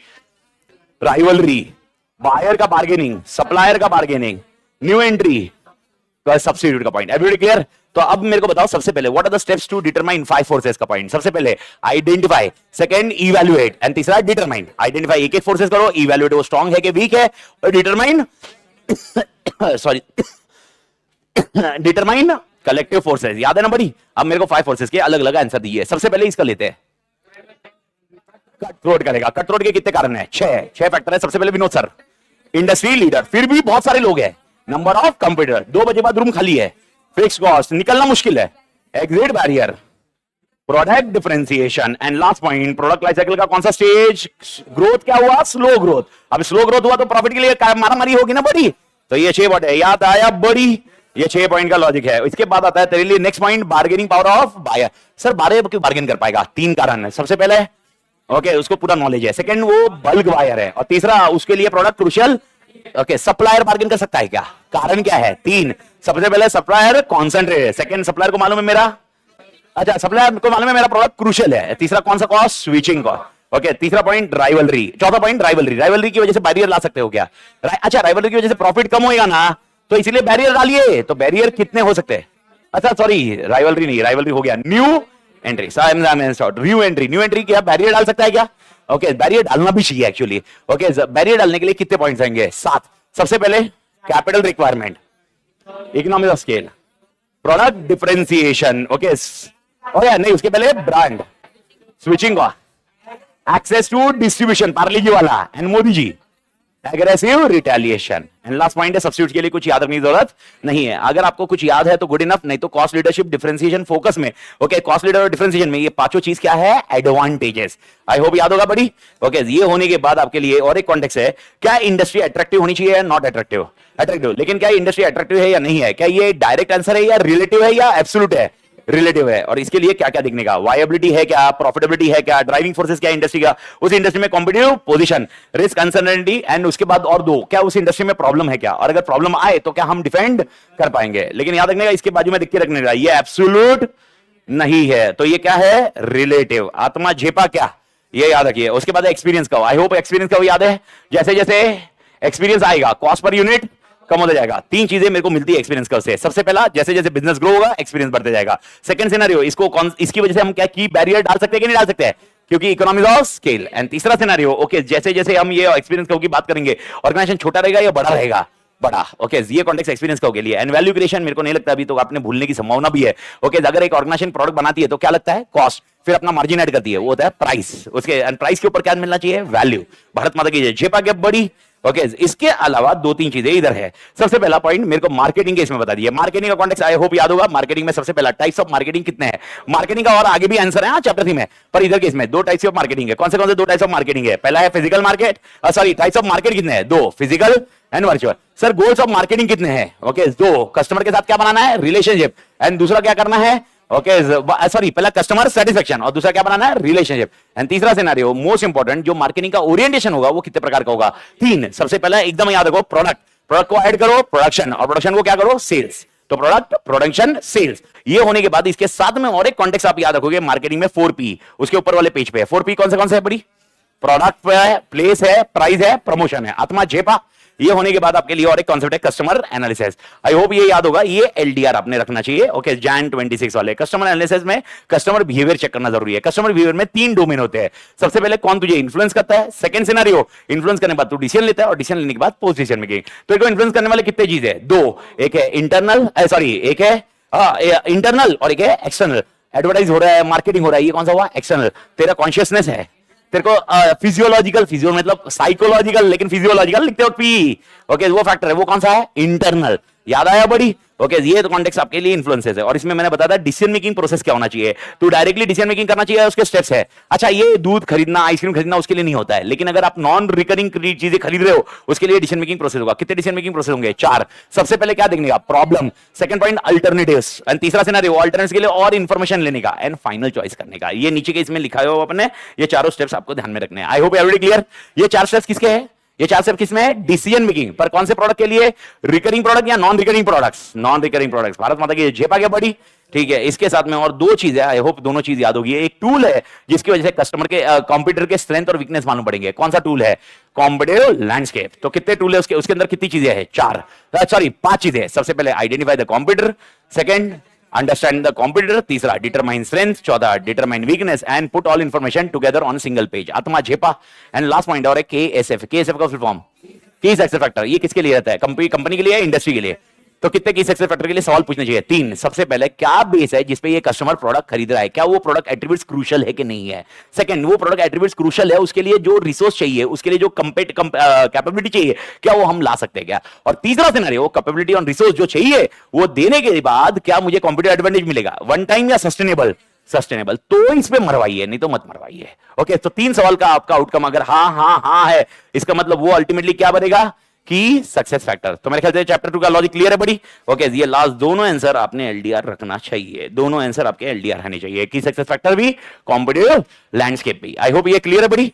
अच्छा, कॉम्पिटिटिव लैंडस्केप के साथ में और एक कौन सा कंफ्यूजन वाला कॉन्सेप्ट था जो मैंने आपको बताया था? SGM। SGM का फुल फॉर्म स्ट्रेटेजी को पार्किंग। तो कॉम्पिटिटर के स्ट्रेंथ वीकनेस, कॉम्पिटिटर के स्ट्रेंथ वीकनेस, कॉम्पिटिटर का स्ट्रेंथ वीकनेस लैंडस्केप, कॉम्पिटिटिव का पोजीशन एसजीएम। Everybody clear? अच्छा, ये याद रखने का टूल, क्योंकि सब जगह टूल वर्ड आएगा। ओके, ये टूल का ध्यान रखने का, टूल का कॉन्टेक्स्ट मिसमैच मत होने देना, ये कॉन्टेक्स्ट। अच्छा, tool for competitive pressure 5 forces, tool for competitive position SGM, tool for competitive strength and weakness competitive landscape, tool for industry की success factor, tool for shareholders Mendelow matrix. याद है क्या buddy? Tool to identify whether organisation design is effective और not effective, organisation design McKinsey 7S organisation design. ऐसे सब tool के नाम आगे आ जाएंगे और आगे कुछ लगेगा, फिर क्लिक करने का आत्मा झेपना 2 मिनट लगेगा पर आ जाता, क्लिक हो जाता। कोई ऐसा तुमको मेरी स्पीड से मैच मत करिए, पर अपने को टेक्निकली ये है कि मेरी स्पीड के बाद तुमको याद आ रहा है कि नहीं आ रहा है, बस हो गया, याद आ गया तो कहानी खत्म करनी है। आत्मा झेपा गया, ठीक है। अगला मेरे को आप पहला आंसर तुम बताओगे भाई यार, ये तो मेरे ख्याल से सबको आना चाहिए। मेंडलो मैट्रिक्स में कितने स्टेप्स है? ओके, 5 स्टेप्स चाहिए। मैट्रिक्स में कितने नहीं है? 5 स्टेप्स है। सबसे पहले identify stakeholder, second point, उसके बाद एसेस देयर, 2 चीज, क्या था 2 चीज? Power and interest. पावर का और एक नाम क्या था? इन्फ्लुएंस। ओके, ये एसेस करने के बाद तीसरा क्या बनाइए? ग्रिड। ग्रिड के बाद क्या बनाइए? स्ट्रैटेजी। और स्ट्रैटेजी के बाद लास्ट पॉइंट है, उसको क्या करिए? मॉनिटर करिए। क्या एक बार स्टेक होल्डर एक मैट्रिक्स में बैठ गया, जिंदगी भर वो मैट्रिक्स में रहेगा क्या? क्या वो चेंज हो सकता है? अच्छा, कितने ग्रिड है इसके अंदर? 4 नाम बताइए। की player, keep satisfied, keep informed and low priority. Bharat माता की झेपा क्या? ये होने के बाद आपके लिए नेक्स्ट आता है strategic drivers. How many strategic drivers are there? 4। सबसे पहला ड्राइवर है इंडस्ट्री। इंडस्ट्री के अंदर कौन है? कस्टमर। कस्टमर को क्या करना है? मार्केट। और मार्केट क्या पकड़ूंगा? डिस्ट्रीब्यूट। मार्केट के बाद प्रोडक्ट कैसे मिलेगा? डिस्ट्रीब्यूशन। आत्मा क्लियर है? तो सबसे पहले इंडस्ट्री एंड मार्केट, अगर मैं बोल रहा हूं इंडस्ट्री वाला कॉन्टेक्स्ट बता रहा हूं। अच्छा, इंडस्ट्री मार्केट एक ही है, प्रोडक्ट था इंडस्ट्री मार्केट, हाँ miss out. Okay, industry and market. दूसरा है कस्टमर, तीसरा है प्रोडक्ट एंड चौथा है प्रोडक्ट कैसे मिलेगा? डिस्ट्रीब्यूशन। तो पहले इंडस्ट्री मार्केट के लिए आपको कॉम्पिटिटिव पोजीशन पता करनी होगी, इसके बोलते हैं अपन एसजीएम। एसजीएम का full form strategic group mapping. कितने स्टेप्स है? 4। Identify competitive characteristics, okay, 2 variable map बनाइए। ओके, प्लॉट द फर्म, याद आया बड़ी? और प्लॉट द फर्म के बाद सर्कल प्रपोर्शन टू बनाइए, किसके? अपना share to total industry share. क्या आत्मा ये क्लियर है? ये पॉइंट एसजीएम का रहेगा, आपको याद रखना है। ये दूसरा पॉइंट है कस्टमर। कस्टमर में मैंने आपको ऑलरेडी बता दिया, पप्पा अपने गुड्स खरीदते हैं तो वो क्या हो गया? कस्टमर। और अपन कंज्यूम करते हैं वो क्या हो गया? कंज्यूमर। ओके, अब प्रोडक्ट मिलने के लिए 2 तरीके आप ध्यान रखिए। प्रोडक्ट के कॉन्टेक्स्ट में 2 कॉन्सेप्ट मैंने आपको समझाए थे। पहला पॉइंट है प्रोडक्शन स्ट्रेटजी बताइए, मार्केटिंग स्ट्रेटजी बताइए, और एक कॉन्टेक्स्ट आप प्राइसिंग स्ट्रेटजी क्या होनी चाहिए। तो पहले मेरे को बता दीजिए प्राइसिंग स्ट्रेटजी क्या होनी चाहिए। 2। अच्छा, न्यू प्रोडक्ट है, न्यू प्रोडक्ट की प्राइसिंग स्ट्रेटजी क्या होगी? Okay, skimming and penetration. अब ये दोनों में से कौन सी रखनी चाहिए? 3 गोल्स, 3 मकसद। ओके, पहला मकसद क्या है? मुझे मार्केट रिटर्न, मार्केट से कितना रिटर्न चाहिए। दूसरा, मार्केट का कितना शेयर चाहिए। और मुझे कस्टमर को सेंट्रिक अप्रोच चाहिए कि नहीं चाहिए? Customer centric approach. ये 3 कॉन्टेक्स्ट अपने को ध्यान रखने हैं। इसके अलावा मार्केटिंग के कॉन्टेक्स्ट, मार्केटिंग की स्ट्रेटजी कौन सी होती है, तो आपके लिए यहां पर सारी मार्केटिंग की स्ट्रेटजी का कॉन्टेक्स्ट है, ध्यान रखने का। सबसे पहला पॉइंट था सोशल मार्केटिंग, दूसरा मार्केटिंग है ऑगमेंटेड मार्केटिंग, तीसरा है डायरेक्ट, चौथा है रिलेशनशिप, 5वां, 6वां, 7वां service marketing, place marketing, person marketing. इसके बाद और एक मार्केटिंग है ऑर्गेनाइजेशन। इसके बाद तेरे को हाईलाइट क्या करते हैं? Enlightened market. और एक अलग अलग प्रोडक्ट के लिए अलग अलग मार्केटिंग, डिफरेंशियल मार्केटिंग। और एक डिमांड कम करो, सिंक्रो मार्केट, डिमांड कम करो, डी मार्केटिंग। और दूसरे टाइम पे डिमांड बढ़ाओ, सिंक्रो मार्केटिंग। याद आया बड़ी? ये मार्केटिंग के कॉन्टेक्स्ट में ध्यान रखने का। और प्रोडक्ट कैसे मिलेगा तेरे को? चैनल्स। कितने प्रकार के चैनल्स है? 3। कौन से? एक डायरेक्टली है, तेरे को खरीदने मिलेगा, सेल चैनल। दूसरा, वो सेल चैनल के बाद तेरे को प्रोडक्ट तेरे घर तक आएगा, प्रोडक्ट चैनल। और तेरे उसके घर पे इंस्टॉल करके जाएगा, सर्विस चैनल। तो मतलब टेक्निकली कितने चैनल है? Sales, product, service. आत्मा क्लियर है? ओके, इसमें से सेल्स चैनल्स एलडीआर मारिए, एसजीएम एलडीआर मारिए। ओके, ये 2 एलडीआर रखिए इस पर्टिकुलर पॉइंट से। ये होने के बाद आपके लिए नेक्स्ट 3 कॉन्सेप्ट आते हैं। एक आता है सीसी, एक आता है स्वॉट, एक आता है सीसीए। सीसी का फुल फॉर्म होता है कोर कॉम्पिटेंसी। सी के प्रहलाद ने ये कितने एरिया बताए थे जिसके अंदर कोर कॉम्पिटेंसी हो सकती है? कितने एरिया है? 3। सबसे पहला, ओके, कॉम्पिटिटर से क्या होना चाहिए? अलग, डिफरेंशिएशन। दूसरा पॉइंट क्या देना चाहिए? Customer value. एंड तीसरा, एप्लीकेशन टू अदर मार्केट। क्या याद आया बड़ी? लेकिन मोस्ट इंपॉर्टेंट है, ओके, मेरे को बताइए मुझे कैसे मालूम पड़ेगा मेरी कंपिटेंसी इज कोर कंपिटेंसी? तो कितनी चीजें देखनी है? 4। लेकिन क्या ये 4 चीजों में देखना है? अगर वर्ड याद है तो कैपेबिलिटी। इसमें रिसोर्स एंड कैपेबिलिटी वर्ड नहीं आना चाहिए, तो इसमें वर्ड लिखते वक्त कैपेबिलिटी होनी चाहिए। अच्छा, रिसोर्स एंड कैपेबिलिटी वर्ड किसमें यूज करोगे? Competitive advantage. तो इसमें मेरी कैपेबिलिटी कैसी होनी चाहिए? वैल्यूएबल। मेरी कैपेबिलिटी कैसी होनी चाहिए? Rare rare rare. Second point rare था। तीसरा, it should be difficult to और कॉस्टली टू इमीडिएट, एंड वो उसके कोई एट्रीब्यूट्स नहीं होने चाहिए, अल्टरनेट्स नहीं होने चाहिए, नॉन सब्स्टिट्यूटेबल। तो मेरा दो क्वेश्चन है इसके अंदर, कोर कॉम्पिटेंसी के अंदर। पहला क्वेश्चन है ओके मेरे को कैसे मालूम पड़ेगा कोर कॉम्पिटेंसी है या नहीं है? तो बोलते हैं तीन चीजों में। देखो सबसे पहला सीके प्रहलाद बोलते हैं तीन चीजों में। क्या तुम उससे अलग हो गया? हाँ। सेकंड, क्या मेरी वजह से वैल्यू आ रहा है क्या? हाँ। तीसरा, क्या मैं दूसरे मार्केट में जा सकता हूं क्या? हाँ। तो इसका मतलब तुम्हारे पास क्या है? Core competency. अच्छा, मेरे पास कुछ कॉम्पिटेंसी है, मैं इसको कॉम्पिटेंसी को कोर कॉम्पिटेंसी में कैसे बनाऊं? तो भाई मेरी जो कैपेबिलिटी है उसको क्या करना चाहिए? वैल्यूएबल बनाना चाहिए, रेयर बनाना चाहिए, डिफिकल्ट टू इमीडिएट बनाना चाहिए, एंड नॉन सब्स्टिट्यूटेबल बनाना चाहिए। ये कॉन्टेक्स्ट ध्यान रखिए। अब जैसे ही ये सब चीज कर लिया तो मुझे क्या मिलेगा? सीए। सीए का फुल फॉर्म कॉम्पिटिटिव एडवांटेज एक बार मिलना चाहिए या सस्टेनेबल होना चाहिए?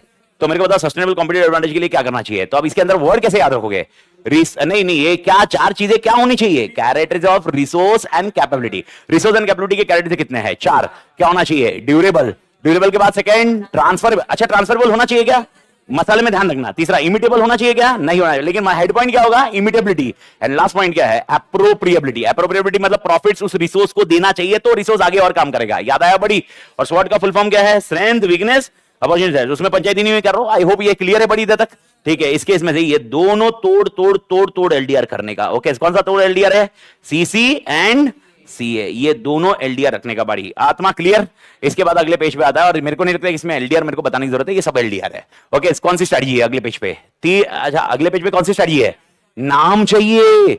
एक है Michael Potter strategy, generic strategy, और एक कॉम्पिटिटिव स्ट्रेटजी। अच्छा, ये स्ट्रेटजी वो है जिससे कॉम्पिटिटिव एडवांटेज आएगा। ओके, कॉम्पिटिटिव एडवांटेज इस स्ट्रेटजी से आता है बड़ी, याद रखना। आई होप याद है ना बड़ी?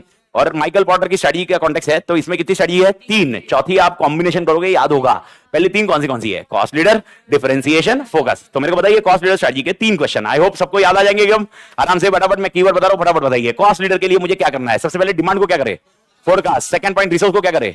Optimum utilisation of resource, economy of scale, standardisation. याद है ना बड़ी?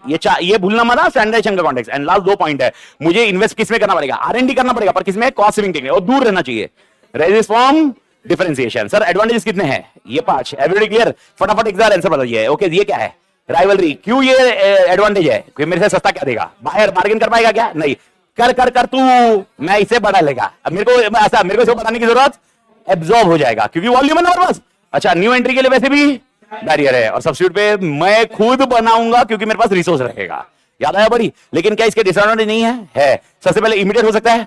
सेकंड, मैं मार्केटिंग ज्यादा करूंगा कम करूंगा, तो लॉन्ग रन में ज्यादा खर्चा करना पड़ेगा। याद है ना बड़ी? तीसरा, okay, technology outdated, and most important है इसमें वॉल्यूम नहीं रहा, तो ये काम का नहीं है। कॉस्ट लीडर समझ में आया? मैं वापस झक मार के बोल रहा हूं, सुनने के दिमाग में, ये दिमाग में बिठा कर रखो। कॉस्ट लीडर के लिए मार्केट शेयर 50 से ज्यादा चाहिए, मेजॉरिटी चाहिए, तो ही कॉस्ट लीडर बन सकेगा। आई होप ये क्लियर है। बहुत बार आप दे रहे हो, सस्ता दे रहे हो। आप याद है कल भी अपन डिस्कशन में ये कर रहे थे, जब तक वो बंदे के पास मार्केट शेयर तोड़ नहीं है तब तक वो कॉस्ट लीडर नहीं है। ये रखने का। इसके बाद आता है दूसरा ऑप्शन, क्या है मेरे पास? डिफरेंशिएशन। तो सबसे पहले मेरे को बताओ बेसिस फॉर डिफरेंशिएशन कितना है? तीन। सबसे पहले मैंने इनोवेशन किया, प्रोडक्ट डिफरेंशिएशन, फिर ओवर ए पीरियड दूसरा इनोवेशन हुआ तो पहले वाला सस्ता हुआ, प्राइस डिफरेंशिएशन, एंड 10 साल के बाद कोई नया डिफरेंशिएशन है नहीं, लेकिन ब्रांड। तो ब्रांड को किसमें डालेंगे? Organisation differentiation. तो कितने प्रकार के डिफरेंशिएशन है? तीन। Product differentiation, price differentiation, organisation differentiation. ये डिफरेंशिएशन के एडवांटेज है कि नहीं है? तो इसके एडवांटेज क्या है? सबसे पहले किसके हिसाब से बनाओ? Test and preference. Okay, test and preference पे ध्यान दो, या उसका परफॉर्मेंस देखो। नहीं, आजा test and, okay, test and preference पे ध्यान देना चाहिए। उसका एक बार आ गया, उसके बाद इनोवेशन करना चाहिए कि नहीं करना चाहिए? करना चाहिए। तीसरा सिनेरियो, ओके, नहीं परफॉर्मेंस, और मैं मिस आउट द सीक्वेंस इसके। ओके, सबसे पहला पॉइंट, ओके, नहीं, हाँ, मैं मिस कर दिया। सबसे पहले, ओके, फीचर्स कैसे होने चाहिए? यूनिक, और वो यूनिक बार बार रखने के लिए रैपिड इनोवेशन। तो सबसे पहले फीचर्स कैसे होने चाहिए? Unique, innovation, rapid. इसकी वजह से किसका ध्यान रखो? टेस्ट एंड प्रेफरेंस, ब्रांड में ध्यान रखो। इसके बाद दो चीजें, क्वालिटी तोड़ करो, परफॉर्मेंस तोड़ करो। 6 पॉइंट क्लियर है बड़ी? इसके बाद इसके एडवांटेजेस कितने हैं? 5 एडवांटेज। क्यों एडवांटेज है राइवलरी का? क्योंकि जो यूनिक है वो मेरे पास ही है। ओके, ये बार्गेन क्यों नहीं करेगा? तेरे को ये यूनिक चाहिए। सप्लायर बड़ा, मैं इससे ले लेगा। ओके, इसके इसमें क्या है? मैं बैरियर डाल रहा हूं, प्रोडक्ट डिफरेंशिएशन। और सब्सिट्यूट पे जाने का सवाल उठता नहीं, क्योंकि प्रोडक्ट ऐसा चाहिए। लेकिन क्या इसके डिसएडवांटेजेस है क्या? अच्छा, यूनिकनेस डिफिकल्ट है क्या? नहीं है, डिफिकल्ट है, क्योंकि इमिटेशन होगा। तो इसको कैसे ओवरकम कर सकते हैं? वैसे कॉन्सेप्चुअली बताओ। नहीं, यूनिकनेस को रैपिड इनोवेशन पर कितना इनोवेशन करेगा तू? एक पॉइंट ऑफ टाइम पे तो इनोवेशन खत्म होगा ना। तो ओवर ए पीरियड क्या करना चाहिए? ब्रांड पे ध्यान दो। तो ये वाला कॉन्टेक्स्ट, ये डिसएडवांटेज आपको इफेक्ट नहीं करेगा। तो पहला डिसएडवांटेज क्या है, यूनिकनेस रहना डिफिकल्ट रहेगा सस्टेन करने के लिए। सेकंड सिनेरियो, ओके, क्या कस्टमर किसी और प्रोडक्ट पे स्विच ऑफ हो सकता है, यस, क्योंकि इसमें कॉस्ट ज्यादा हो सकती है। एंड तीसरा पॉइंट, ओके, ग्लास का मास्क, ओके, वैल्यूड नहीं करता कस्टमर। आत्मा क्लियर है, इनोवेशन है लेकिन वैल्यूड नहीं है। ओके, इसके बाद और एक तरह आता है कौन सा स्ट्रेटजी, फोकस। और मेरे ख्याल से आई होप आप सबको याद होगा, जो न्यू एंट्री करेगा वो किस में जाएगा, फोकस। फोकस क्या ढूंढेगा, नीश। तो सबसे पहले, okay, what are the focus strategy के बेसिस, दो, focus cost leader, focus differentiation. Bharat माता की जय गया। इसके बाद how to achieve focus, okay, तो किसको ढूंढो, नीश को ढूंढो। अच्छा, नीश को ढूंढने के लिए क्या दो, सुपीरियर स्किल दो। क्या उसमें एफिशिएंसी होनी चाहिए, एंड मोस्ट इंपॉर्टेंट, क्या एक बार स्किल दे दिया वही रहेगा या इनोवेशन करना पड़ेगा, इनोवेटिव वेज रहेगा, क्योंकि एक बार दे दिया तो काम खत्म हो गया, ऐसा नहीं है, कोई और कॉपी कर लेगा। तो इसलिए उसको नीश को सर्व करने के लिए इनोवेटिव स्किल्स रखिए। आत्मा क्लियर है। लेकिन इसके डिसएडवांटेज, एडवांटेज एंड डिसएडवांटेज क्या है, एडवांटेजेस दो ही है, एक है प्रीमियम प्राइस चार्ज कर सकते हैं और दूसरे लोग कॉपी नहीं करेंगे। क्यों नहीं कॉपी करेंगे, क्योंकि वो लोग दे ही नहीं रहते उस मार्केट को। लेकिन डिसएडवांटेज ये भी है कि मेरे पास और कोई दूसरी कॉम्पिटेंसी नहीं है। अगर दूसरी कॉम्पिटिशन नहीं है तो मार्केट से मैं निकल सकता हूं, क्योंकि जिस वो कॉस्ट लीडर है, डिफरेंशिएशन है, वो ये कॉपी कर लेगा। एंड दूसरा सिनेरियो, क्या डिमांड ज्यादा है या कम है, कम है तो कॉस्ट पर यूनिट ज्यादा होगा तो प्रॉफिट मार्जिन ही नहीं होगा। एंड तीसरा सिनेरियो, क्या ये नीश कभी भी गायब हो सकता है क्या, बात खत्म है। Okay, and most important, best cost product strategy कब होता है, दो कॉन्टेक्स्ट, ओके, या तो सेम क्वालिटी लो प्राइस, ओके, या सेम क्वालिटी लो प्राइस, या तो same price high quality. Okay, वैसे बेस्ट कॉस्ट प्रोवाइडर को मैंने कैसे समझाया था, दो कोई भी मार्केट में डील कर रहा होगा उसको अपन क्या बोलेंगे, बेस्ट कॉस्ट प्रोवाइडर स्ट्रेटजी। आत्मा क्लियर है। ओके, सो थर्ड वाले चैप्टर में, ओके, और ये यहाँ पर मैं कहीं पर भी इसको एलडीआर नहीं मत कर रहा हूं, ये ओवरऑल एलडीआर देता हूं मैं। ये वाले स्टडीज में आपको ओवरऑल एलडीआर रखना पड़ेगा, इसमें मैं कहीं पर भी नहीं बोल सकता यही आने की संभावना है। जो भी आया लॉजिक बिठाने का। आत्मा क्लियर है।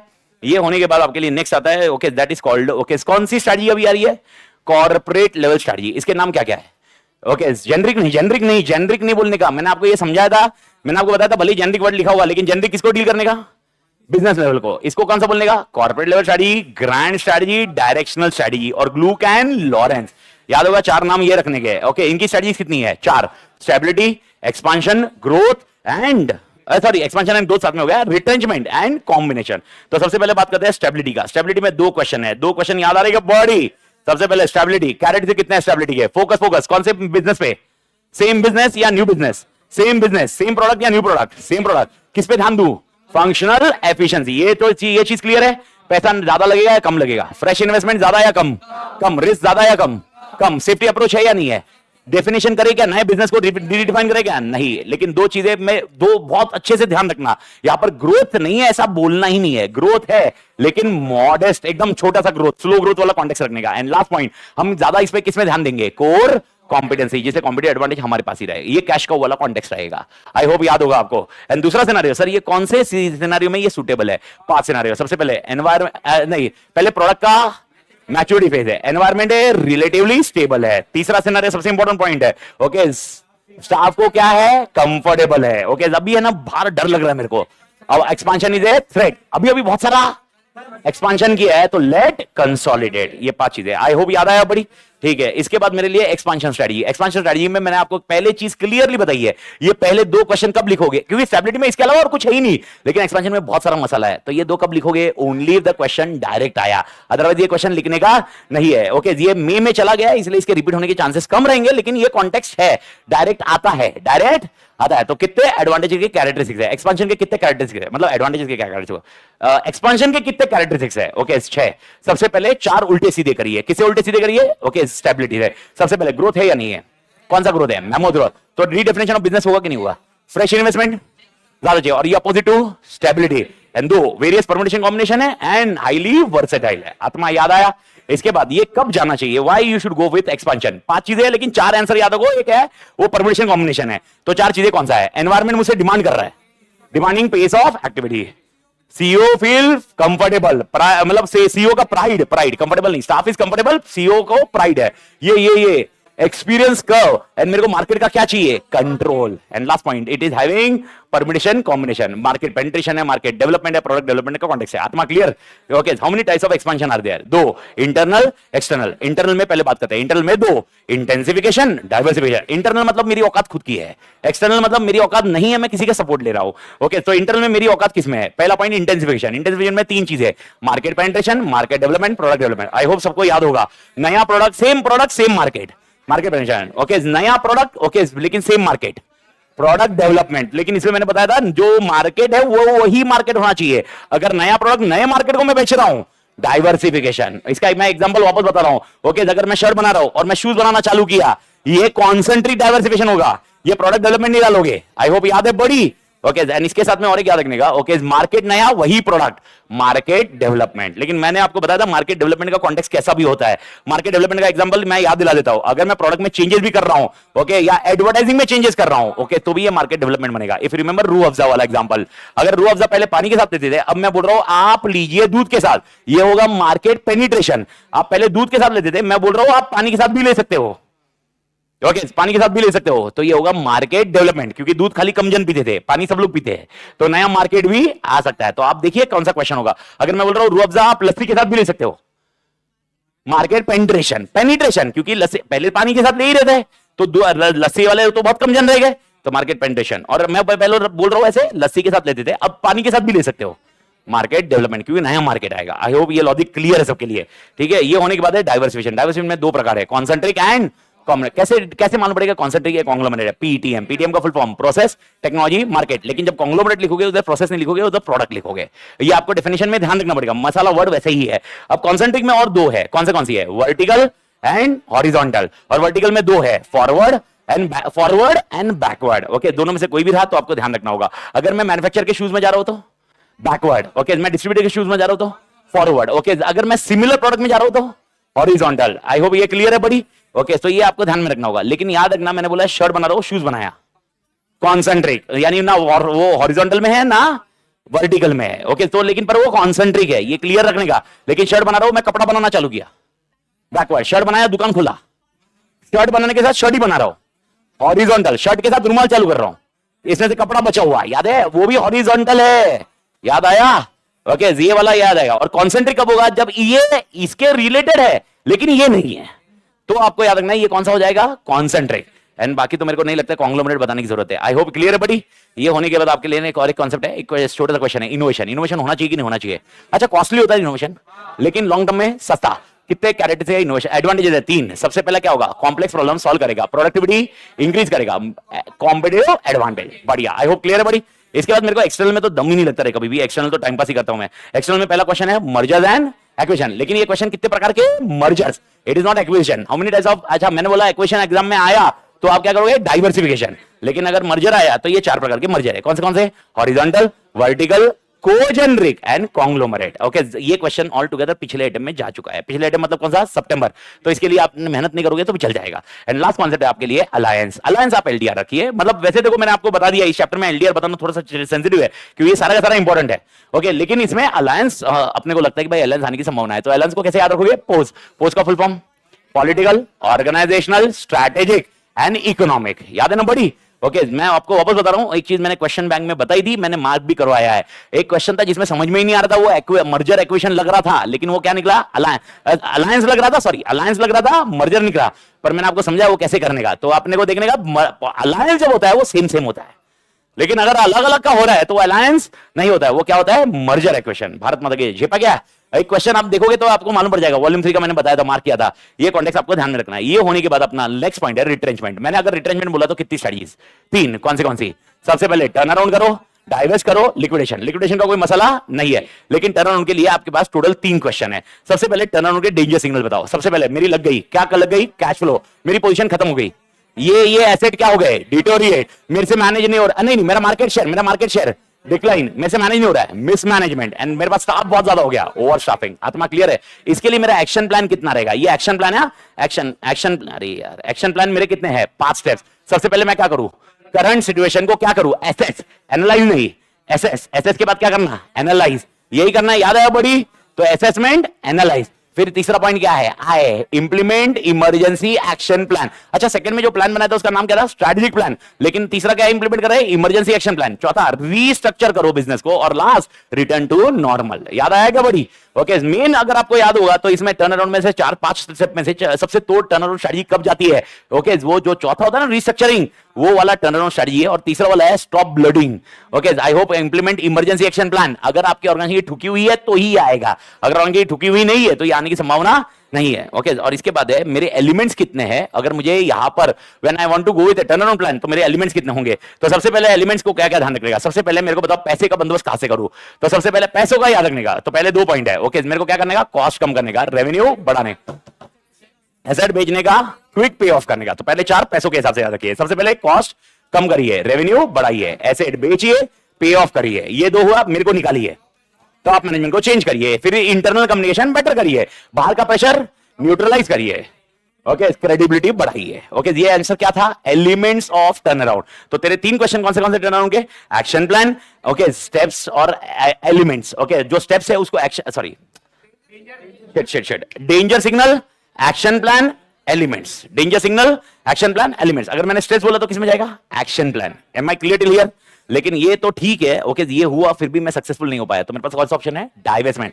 डाइवेस्टमेंट अगर मैंने बोला डाइवेस्टमेंट करना है तो पहले क्वेश्चन याद रखना कैरेक्टरिस्टिक कितने डाइवेस्टमेंट के। तो 2 कैरेक्टरिस्टिक्स है, या तो पूरा बिजनेस बेचेंगे या छोटा बिजनेस बेचेंगे। छोटा, अच्छा पूरा बिजनेस बेचेंगे क्या, some of the part of the business. अब मैं बिजनेस बोल रहा हूं तो बिजनेस यूनिट हो सकता है, बिजनेस डिवीजन हो सकता है, कैन बी एनीथिंग।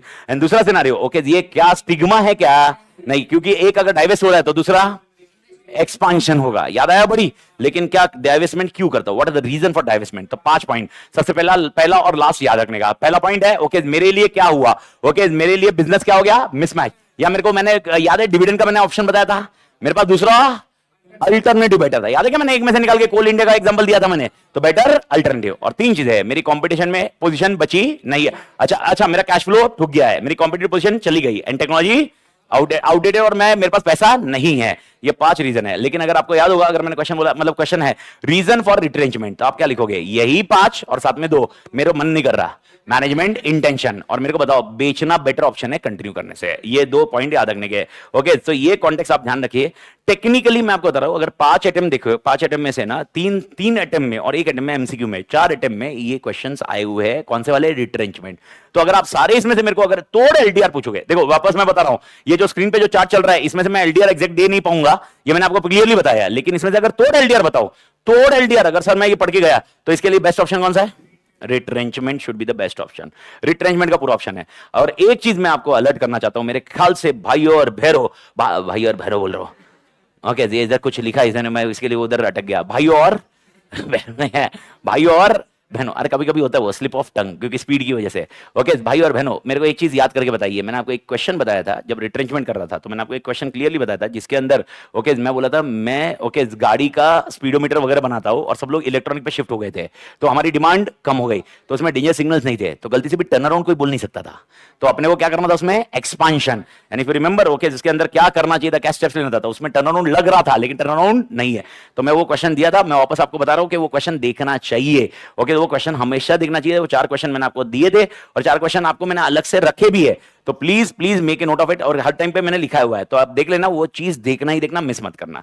और इसके अलावा और एक कॉन्टेक्स्ट आपके पास है, that is called okay matrix. मेरे को बताओ कितने मैट्रिक्स है अपने पास, 4 में से आप 3 तोड़ रटिए, 5वां वाला 4था वाला कल जो मैंने बताया था एडीएल है, उसको रटने का एक तरीका मैंने बताया, वो तरीके पे आप फोकस करिए। सबसे पहले बात करते हैं ओके एनसॉफ मैट्रिक्स। मेरे को नहीं लगता कि इसको समझाना भी चाहिए अभी, ओके ये 2 चीजों पे बना है, पर एमसीक्यू को ध्यान रखना है एनसीएफ में। अगर देखो किस्मत रही ना, मे जैसा पेपर आ गया तो खत्म है कहानी भाई। मे जैसा पेपर आ गया, ये डायरेक्टली पूछा, बोले एनसॉफ मैट्रिक्स समझा दो, खत्म हो गई कहानी। ओके तो एनसॉफ मैट्रिक्स और जो ऊपर लिखे थे अपन ने वो सेम था, लेकिन इसके मार्केट पेनिट्रेशन अलग था। याद है ना, मार्केट पेनिट्रेशन में एक्सपेंशन भी होता है। ओके याद है क्या, ओके मार्केट पेनिट्रेशन में अपन कैसे करते हैं, मार्केट पेनिट्रेशन में और एक एक्स्ट्रा लाइन पड़ी थी, प्राइस कम करके और अपन फाइट करते हैं, याद आएगा बड़ी, ये एक्सपेंशन का ही सिचुएशन था, लेकिन मार्केट पेनिट्रेशन में वो एक कॉन्सेप्ट एक्स्ट्रा था, ये मार्केट पेनिट्रेशन का पॉइंट था। और उसके अलावा ओके इसके अंदर 4 चीजें हैं। ओके पहला है मार्केट पेनिट्रेशन, दूसरा है मार्केट डेवलपमेंट, तीसरा है प्रोडक्ट डेवलपमेंट और चौथा है डाइवर्सिफिकेशन। ओके ये चारों कॉन्सेप्ट सिमिलर है। बीसीजी में कितने पॉइंट है, 4, star, cash cow, question mark, dogs. अब मेरे को बताओ ये चारों किस बेसिस पे है, 2 बेसिस पे। कौन से 2 बेसिस पे, market share, market growth. Everybody clear.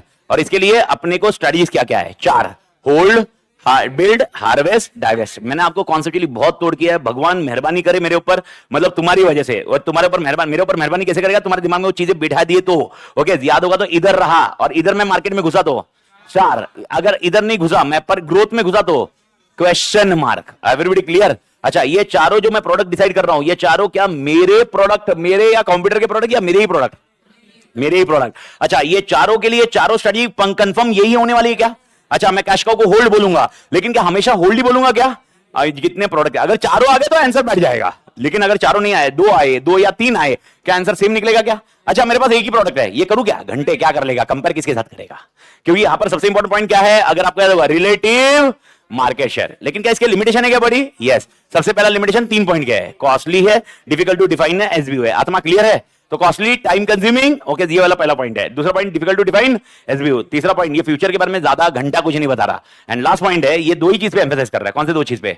Market growth and market share. तो इसका ऑप्शन, दूसरा ऑप्शन कौन सा है बड़ी? ओके दूसरा ऑप्शन कौन सा है? दूसरा ऑप्शन कौन सा है? नहीं, बीसीजी का दूसरा ऑप्शन कौन सा है? जी। तो G is nothing but an extension of BCG. तो जी के और एक नाम क्या है? जी को अपन बोलते हैं general electric McKinsey model. McKinsey पर ये 7S मॉडल नहीं है, हाँ मैकेंसी ने भी मदद की है। और इसको अपन बोलते हैं ट्रैफिक लाइट वाला भी। आई होप ट्रैफिक लाइट आपको याद होगा। इसके अंदर दो चीजें कवर की जाती है। कौन सी दो चीजें? Market attractiveness and business strength. और इसके अंदर अगर आपको याद होगा, ओके अपन 3 मॉड्यूल लेते हैं। 3 मॉड्यूल मतलब 3 पार्ट लेते हैं। एक होता है हाई, मीडियम एंड लो। एक होता है स्ट्रॉन्ग, एवरेज एंड वीक। और अगर आपको याद होगा, अगर हाई और हाई ये मिक्स हो रहा है, या हाई और मीडियम मिक्स हो रहा है, मैं वापस बोल रहा हूं, हाई हाई और हाई और मीडियम। अब वो कैसे आप कर रहे हो वो देखो, स्ट्रॉन्ग वर्ड है, लेकिन हाई हाई या हाई मीडियम हमेशा क्या करो? इन्वेस्ट। लेकिन अगर एक भी हाई वर्ड के साथ में लो आ गया, हाई के साथ क्या आ गया? लो। हाई के साथ लो, मीडियम के साथ मीडियम आ गया, और लो के साथ हाई आया, यानी हाई लो मीडियम हो गया अल्टीमेटली। तो इसको क्या करो? ओके येलो मतलब कॉशन। देखो इन्वेस्ट भी कर सकते हो, नहीं भी करना चाहिए, देख के करिए। एंड अगर यहां पर मीडियम और लो या लो का कॉम्बिनेशन आ गया तो क्या करने का? डू नॉट इन्वेस्ट, यानी क्या करने का? डाइवेस्ट या विड्रॉ। आत्मा जेपा क्या? ये पॉइंट अपने को ध्यान रखना है जीई केस में। मैं वापस बोल रहा हूं, ये पोर्टफोलियो मैट्रिक्स जो भी रहेगा, ये चारों में से कोई ना कोई एक एक्सपेक्ट करिए एग्जामिनेशन में। किस्मत रही ओके तो हो सकता है एक मई 24 में क्या हुआ था, मैट्रिक्स पे क्वेश्चन ही नहीं आया और क्वेश्चन सिर्फ इस पे आया। तो ऐसे भी पॉसिबिलिटी हो सकती है, दोनों क्वेश्चन इस पे आ जाए पहले वाले पेज पे, और क्वेश्चन एक इसमें से आ जाए। ओके एक आइटम ऐसा हुआ जनवरी का जिसमें दोनों क्वेश्चन इस पे आए, यानी ऊपर वाले पे क्वेश्चन ही नहीं आया। तो जनवरी के आइटम में क्या हुआ? दोनों क्वेश्चन। सर दो क्वेश्चन किसमें आए थे? Ansoff and BCE. ये दोनों क्वेश्चन उस पे आ गए, यानी 10 मार्क किस पे आ गया? इन दोनों पे। तो ऐसा भी पॉसिबिलिटी है, ऐसा भी सिचुएशन है कि ऊपर वाले पेज पे एक भी क्वेश्चन नहीं, नीचे वाले पे क्वेश्चन आया। और एक ऐसी पॉसिबिलिटी है ऊपर वाले पेज पे क्वेश्चन आया, नीचे पे नहीं आया। पर ये एक एक प्रोबेबिलिटी है, यानी 5 में से कितनी बार ऐसा हुआ है? 2 बार। ओके 3 बार ऐसा हुआ है कि एक क्वेश्चन इसमें, एक क्वेश्चन इसमें, एक क्वेश्चन इसमें, या एक क्वेश्चन इसमें, 2 क्वेश्चन इसमें, एक क्वेश्चन इसमें, ऐसा भी पॉसिबिलिटी हुआ है। तो ये पॉसिबिलिटी है परमिशन कॉम्बिनेशन, बट इसका मतलब ये करना चाहिए। एडीएल का फुल फॉर्म अर्थर डिलीटेल। अर्थर डिलीटेल ने कितनी चीजों पे एम्फसाइज किया? आई होप याद होगा आपको, 2 चीजों पे। एक है स्टेजेस इन इंडस्ट्री मैच्योरिटी और एक रहेगा पोजीशन। तो मेरे को बताओ स्टेजेस इन इंडस्ट्री मैच्योरिटी कितनी है? 4। Okay intro, growth, mature, ageing. And position कितनी है? 5। Dominant, strong, favourable, tenable and weak. अब मेरे को बताओ अगर मैं डोमिनेंट हूं तो सामने वाला, अच्छा क्या ये मेरे अकेले के प्रोडक्ट्स है या कंप्यूटर के साथ में? अच्छा ये क्या बताता है? मेरी कॉम्पिटिटिव पोजीशन बताता है या स्ट्रेटजीज बता रहा है? तो गलती से कंफ्यूज मत होना। कॉम्पिटिटिव पोजीशन के लिए, कॉम्पिटिटिव पोजीशन के लिए आंसर कौन सा है? एसजीएम। बात खत्म, क्लोज करें बड़ी। Okay that's it. ये पॉइंट याद रखना, इसकी स्ट्रेटजी मैंने डिस्कस की हुई है, इसको आप क्लोज कर लेना। इसके ऊपर मैं पंचायती कर नहीं सकता। सर इसमें अगर क्वेश्चन आया तो ये हो सकता है कि बताए, अच्छा अब मेरे को बताओ stages in industry life cycle लिखने बोला, तो ये तो अपन पहले से ही लिख सकते हैं, चैप्टर 2 में कवर हुआ है। अगर मैंने बोला कॉम्पिटिटिव पोजीशन बताओ, तो ये आपको 5 पॉइंट याद रखने के। ओके तो सबसे मोनोपोली पोजीशन कौन सी है? डोमिनेंट। ओके और सबसे वर्स्ट पोजीशन, वाहियात पोजीशन कौन सी है? वीक। ओके तो फिर डिफरेंस क्या है? टेनेबल और वीक में डिफरेंस क्या है? ओके इंपैक्ट कर सकता है, टेनेबल रहा तो इंपैक्ट हो सकता है, वीक रहा तो इंपैक्ट नहीं हो सकता। अच्छा डोमिनेंट और स्ट्रॉन्ग में डिफरेंस क्या है? Dominant monopoly, strong is not a monopoly but having a good position. Strong is not a monopoly but having a good position. और फेवरेबल है, दोनों के लिए सेम है। तो फेवरेबल कौन सी होती है? 50-50। तो फेवरेबल में कभी भी याद रखना कॉस्ट लीडर का कॉन्टेक्स्ट याद नहीं आना चाहिए। याद आया ना बड़ी? ओके कभी फेवरेबल रहा तो अपन हमेशा डिफरेंशिएट करना चाहिए। भारत माता की झेपा क्या बड़ी? ओके इसके बाद मैंने आपको चैप्टर 5 का चार्ट बनाने बोला था, आपने बनाया तो गुड इनफ, नहीं बनाया तो देख लीजिए। ओके और फटाफट क्लोज कर लीजिए, चालू करें बड़ी। अरे हाय आना। ओके सबसे पहले चैप्टर 5 का चार्ट मैंने आपको शीट भेजी हुई है। ओके आपको मिली होगी, नहीं मिली होगी तो मोबाइल पे खोल लीजिए, मोबाइल पे आया बना लिया तो आपका हो जाएगा सामने। ओके नहीं हुआ तो ट्राई करिए, जितना जितना याद रहा है याद रखिए, नहीं तो रिपीट करते जाइए। ओके फर्स्ट से पहला पॉइंट। ओके सबसे पहला SM process. How many SM process are there? How many steps are there? 5। कौन से? Vision, mission, goals and objective. Second organisation and environment analysis. तीसरा फॉर्मुलेशन। चौथा इंप्लीमेंटेशन। पांचवा इवैल्यूएशन एंड कंट्रोल। आत्मा क्लियर है? Okay दूसरा पॉइंट मेरे को फटाफट बताइए। प्लानिंग। प्लानिंग में 2 प्लानिंग है। कौन सी 2 planning? Strategic planning, operation planning. Strategic planning में कितने पॉइंट है? 6। सबसे पहले मैं क्या ऑर्गेनाइजेशन का फ्यूचर शेप कर रहा हूं ना, shaping the organisation. Second point कौन सा? एनवायरनमेंट। एनवायरनमेंट ही एनवायरनमेंट है पर इधर एक्सटर्नल है, तो वर्ड क्या लिखने का पर एक्सटर्नल नहीं लिखने, एनवायरनमेंट। तीसरा सिनेरियो क्या मैं अप्रोच कैसा लूंगा? होलिस्टिक। अब होलिस्टिक है मतलब ओवरऑल है, तो अगला point overall objective. And last 2 point है, मेरे को बताओ सबसे इंपॉर्टेंट पॉइंट यहां पर, मैं शॉर्ट टर्म देखूंगा या लॉन्ग टर्म, और ये देखने की जिम्मेदारी किसकी है? Senior management. फटाफट बताइए ऑपरेशनल में क्या होगा, रिसोर्स क्या करेंगे, एलोकेट या डिप्लॉय, डिप्लॉय, स्ट्रेटजी या टैक्टिक्स, टैक्टिक्स। थर्ड पॉइंट सबसे important point, current operation for future. And चौथा सिनेरियो सबसे इजी पॉइंट है, फंडामेंटल चेंजेस नहीं कर सकते लेकिन चेंजेस कर पाओगे। सर किसमें? फंक्शन। और ये किसकी जिम्मेदारी है? Functional level manager. सर क्या ये प्लानिंग जो की है वो अनसर्टन हो सकती है क्या? यस। तो how to deal with this uncertainty? 5 चीजें। सबसे पहले क्या रही है? फ्लेक्सिबल। सेकंड सिनेरियो क्या करिए? डाइवर्सिफाई। तीसरा क्या करिए? मॉनिटरिंग एंड सिनेरियो प्लानिंग, जैसे जैसे आया याद है क्लस्टर, ओके वो करिए। चौथा सिनेरियो क्या करिए? रेजिलियंस। एंड पांचवा सिनेरियो पार्टनरशिप करिए। आई होप याद है बड़ी। ओके ये होने के बाद है strategy formulation and implementation. Bharat माता की तोड़ मालिक क्लियर है? ओके मोस्ट इंपोर्टेंट सबसे पहला point, relationship. Relationship between strategy formulation and implementation कैसे याद रखोगे? ए बी सी डी, इन सब चारों में से आइडियल पोजीशन कौन सी है? बी। ओके ए से बी को जाने में क्या करना पड़ेगा? ओके ए से बी को, अभी ये मैट्रिक्स याद करने की जरूरत नहीं है लेकिन रिकॉल करो, ए से बी में रीस्ट्रक्चर। और मेरे को बताओ सी से बी में जा सकता है क्या? नहीं, सी तो सबसे खत्म है। ओके इसको क्या करना चाहिए? Business model redesign. और डी से बी में जाने के लिए क्या करना चाहिए? सबसे पहले स्ट्रैटेजी रीडिजाइन करनी चाहिए और ऑर्गेनाइजेशन का स्किल को रीएडजस्ट करना चाहिए। आंसर रटा हुआ रहना चाहिए ये।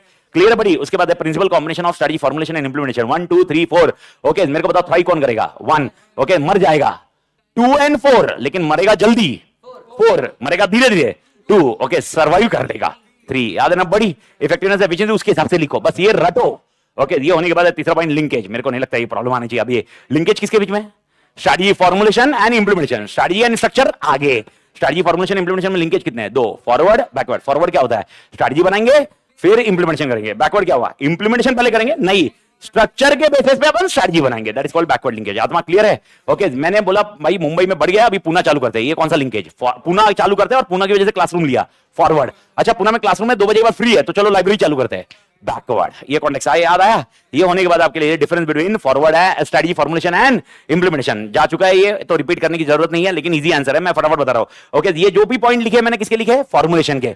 तो क्या क्या है? प्लानिंग में मदद करता है, फोर्सेस आपको, अच्छा फोर्स को मैनेज करना पड़ेगा, नहीं फोर्स को डिजाइन करना पड़ेगा, एंड एंटरप्रेन्योर स्किल है, इफेक्टिवनेस है, इंटेलेक्चुअल स्किल होंगे, टॉप लेवल होगा, एनालिटिकल स्किल होगा, फर्स्ट होगा। इसका पूरा रिवर्स किसमें जाएगा? इंप्लीमेंटेशन। ओके जो जानवल है उसके लिए ओके रोके। Issues, sir how many issues are there in strategy implementation? अगर मैंने बोला इश्यूज कितने हैं तो आपको 3 पहले लाइनर लिखने हैं। सबसे पहले स्ट्रैटेजी अपने आप में एक्शन नहीं है तो एक्शन को कन्वर्ट करने के लिए क्या बनाइए? प्रोग्राम। प्रोग्राम मतलब क्या? पैसा, और प्रोग्राम को टाइम में डालिए, प्रोजेक्ट। अच्छा अब दिक्कत क्या आएगी? ये प्रोजेक्ट जो बना है उसको क्या करना पड़ेगा? इंप्लीमेंट। अब प्रोजेक्ट को इंप्लीमेंट करना पड़ेगा तो प्रोसीजर को इंप्लीमेंट करना पड़ेगा, रिसोर्स एलोकेशन लिखने पड़ेंगे, रिसोर्स एलोकेशन के साथ में स्ट्रक्चर चेंजेस आएंगे, स्ट्रक्चर के साथ फंक्शन कुछ नया आएगा और फंक्शन के साथ बिहेवियर इशू आएगा। आत्मा क्लियर है? ये होने के बाद एक मैनेजमेंट इशू है, ये मैंने डिस्कस नहीं किया पर मैंने लिख दिया है, ये पंचायती आंसर है, आप देख लीजिए क्या क्या है। Management issue, management issues in implementation. ऊपर वाला कौन सा इशू था? ये कौन सा इश्यूज है? General issues. अगर मैंने बोला इश्यूज इन स्ट्रैटेजी इंप्लीमेंटेशन ये, लेकिन मैंने बोला management issues in strategy implementation, देखो मैनेजमेंट के क्या इशू है, पूरा सब कंबाइन आंसर लिख दिया रे। सबसे पहला एनुअल ऑब्जेक्टिव बनाना, मैनेजमेंट इशू है, पॉलिसी बनाना, मैनेजमेंट इशू है, एलोकेट रिसोर्स करना, मैनेजमेंट इशू है, स्ट्रक्चर को चेंज करना पड़ेगा ना, ओके रीस्ट्रक्चर करना पड़ सकता है, रेजिस्टेंट टू चेंज होगा कि नहीं होगा? होगा। ओके मैनेजमेंट इशू है, कल्चर को चेंज करना, मैनेजमेंट इशू है, प्रोसेस को चेंज करना, मैनेजमेंट इशू है, एचआर कैसा होना चाहिए, कितना होना चाहिए देखना, डाउनसाइजिंग मतलब क्या होता है? ओके एम्प्लॉय को निकालना। आप देखो ये जो पूरे चैप्टर में पढ़ा है ये सब कौन से इश्यूज आ गए? Management issues. मैनेजमेंट इश्यूज का एक आंसर आपको रहेगा, ये आंसर आपके बुक में नहीं है लेकिन ये आपको नोट में रखना है, ये मैंने लिख के रखा हुआ है। ओके मैनेजमेंट इशू मतलब क्या, वापस समझा देता हूं। जितना आपने चैप्टर 5 में पढ़ा सब एक जगह डम कर दीजिए, जितना चैप्टर आप देख लो ये सारी चीजें आपने चैप्टर 5 में पढ़ी हुई है। ओके चैप्टर 5 का लॉजिक रहेगा। तो ये कौन सा इशू आया? Management issue.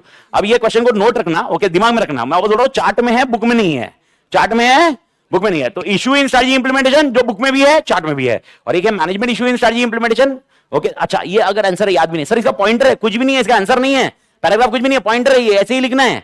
तो ये आंसर क्या है? Combine answer. जिधर जिधर आपको कुछ नहीं याद आया मेरे को बताओ, management issue in strategy implementation, sir क्या मैं ये ऊपर वाले लिख सकता हूं? ये लिख डाल, इसके साथ में और तेरे को कल्चर चेंज, इसके डिटेल में ब्रेकअप कर, इसको डिटेल में ब्रेकअप कर, इसके detail breakup is nothing but कौन सा इश्यूज? Management issue. इसके बाद तेरा सबसे इंपॉर्टेंट कॉन्सेप्ट आता है, that is called strategic change. I hope याद होना चाहिए। स्ट्रैटेजिक चेंज में 2 क्वेश्चन है, एक है steps to initiate strategic change and एक है स्टेजेस। पहला point steps to initiate strategic change कितने हैं? 3।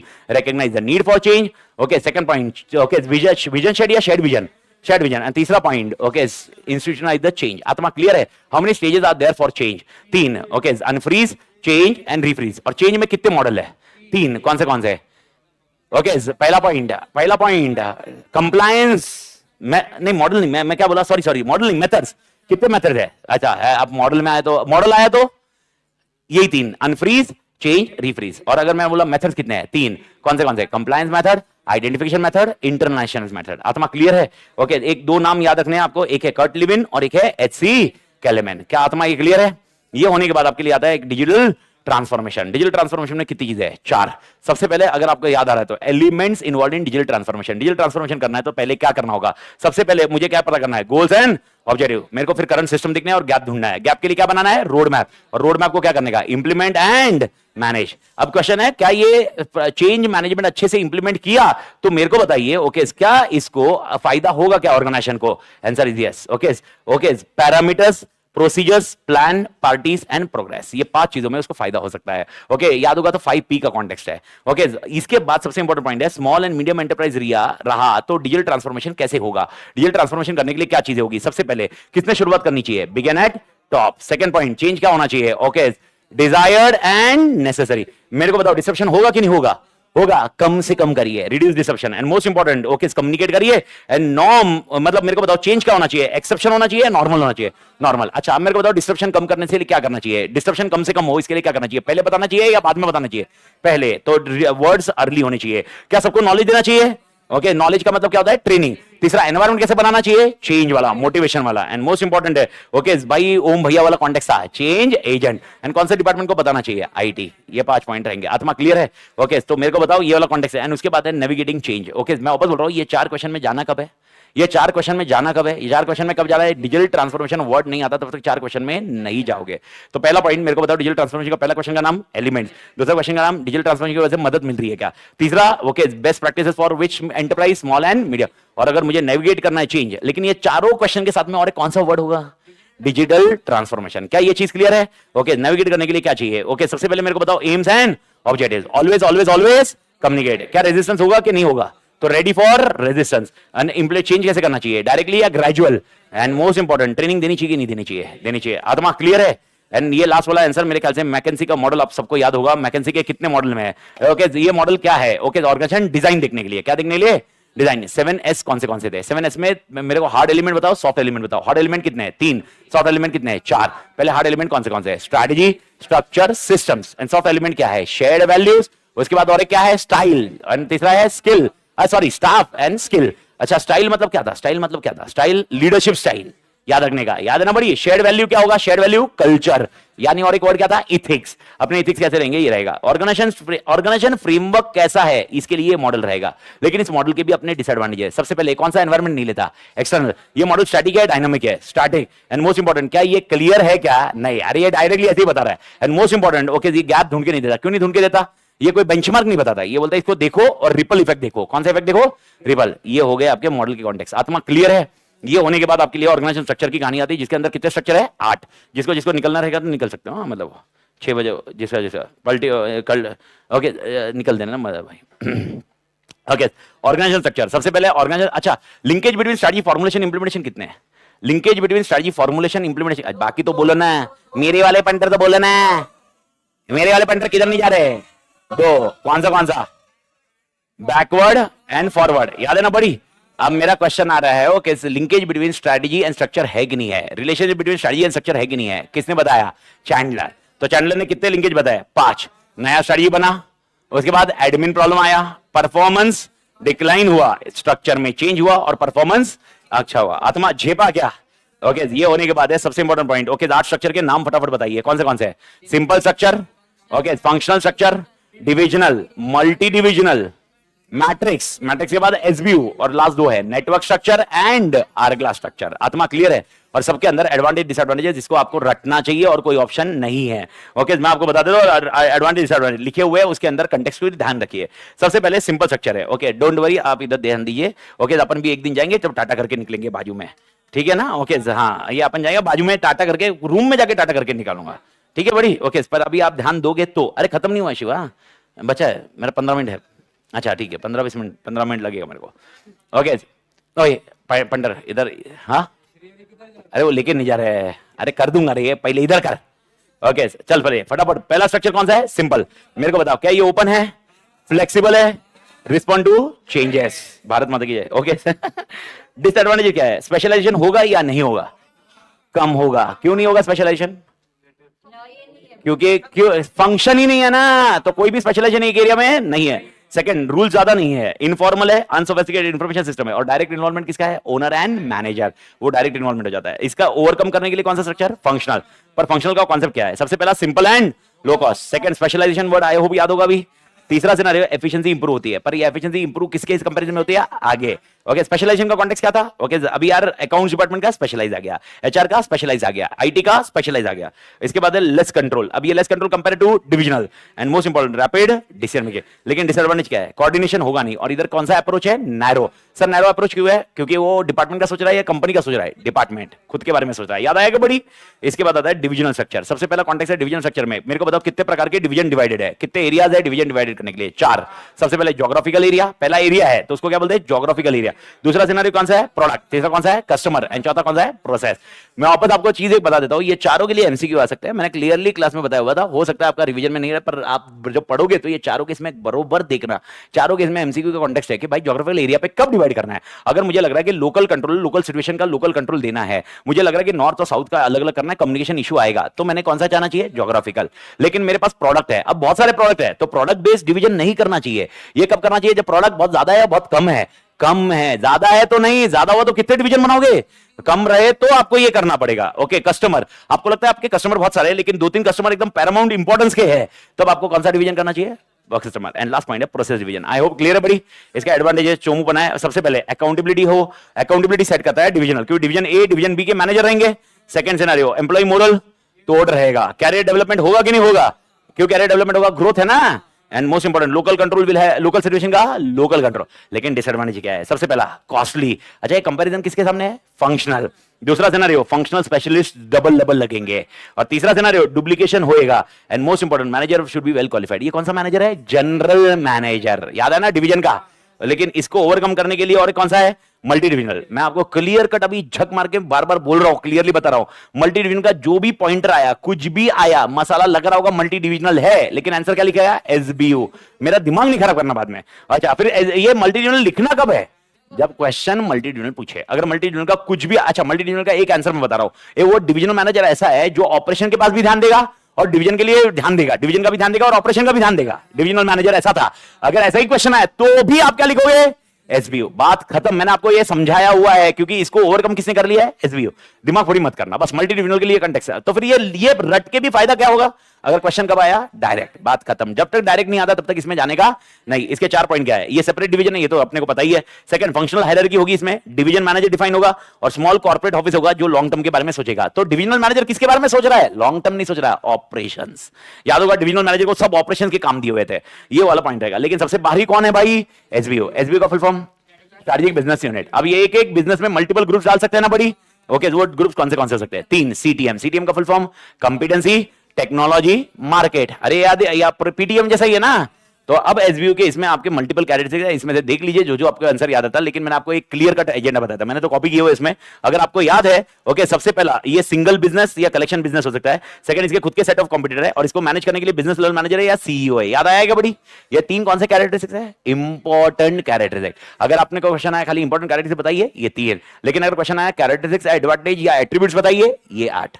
ओके, जिसमें पहले 3 कौन से लिखिएगा? वही। उसके बाद आगे देख, ये डिवाइड कैसे कर रहा है? साइंटिफिक। ओके, ये improvement over territory. Distinct business के लिए प्लानिंग अलग से होती है। ओके, अनरिलेटेड बिजनेस सेपरेट, यानी इसकी सेपरेट प्लानिंग होती है। आत्मा क्लियर है? एक पॉइंट मैंने छोड़ चुका हूं, मैंने नोट्स में से एक पॉइंट रखा नहीं है, लेकिन ये 8 पॉइंट आपको तोड़ रखने हैं। ओके, ये मैंने आपको जैन 26 के लिए बता दिया है। ओके, एसबीयू आपके लिए तोड़ इंपॉर्टेंट है। इसके अलावा डिविजनल वाला कॉन्टेक्स्ट आपके लिए एलडीआर है। और अगला पॉइंट आता है, ओके, मैट्रिक्स, जो सबसे इंपॉर्टेंट तोड़ याद रखने का।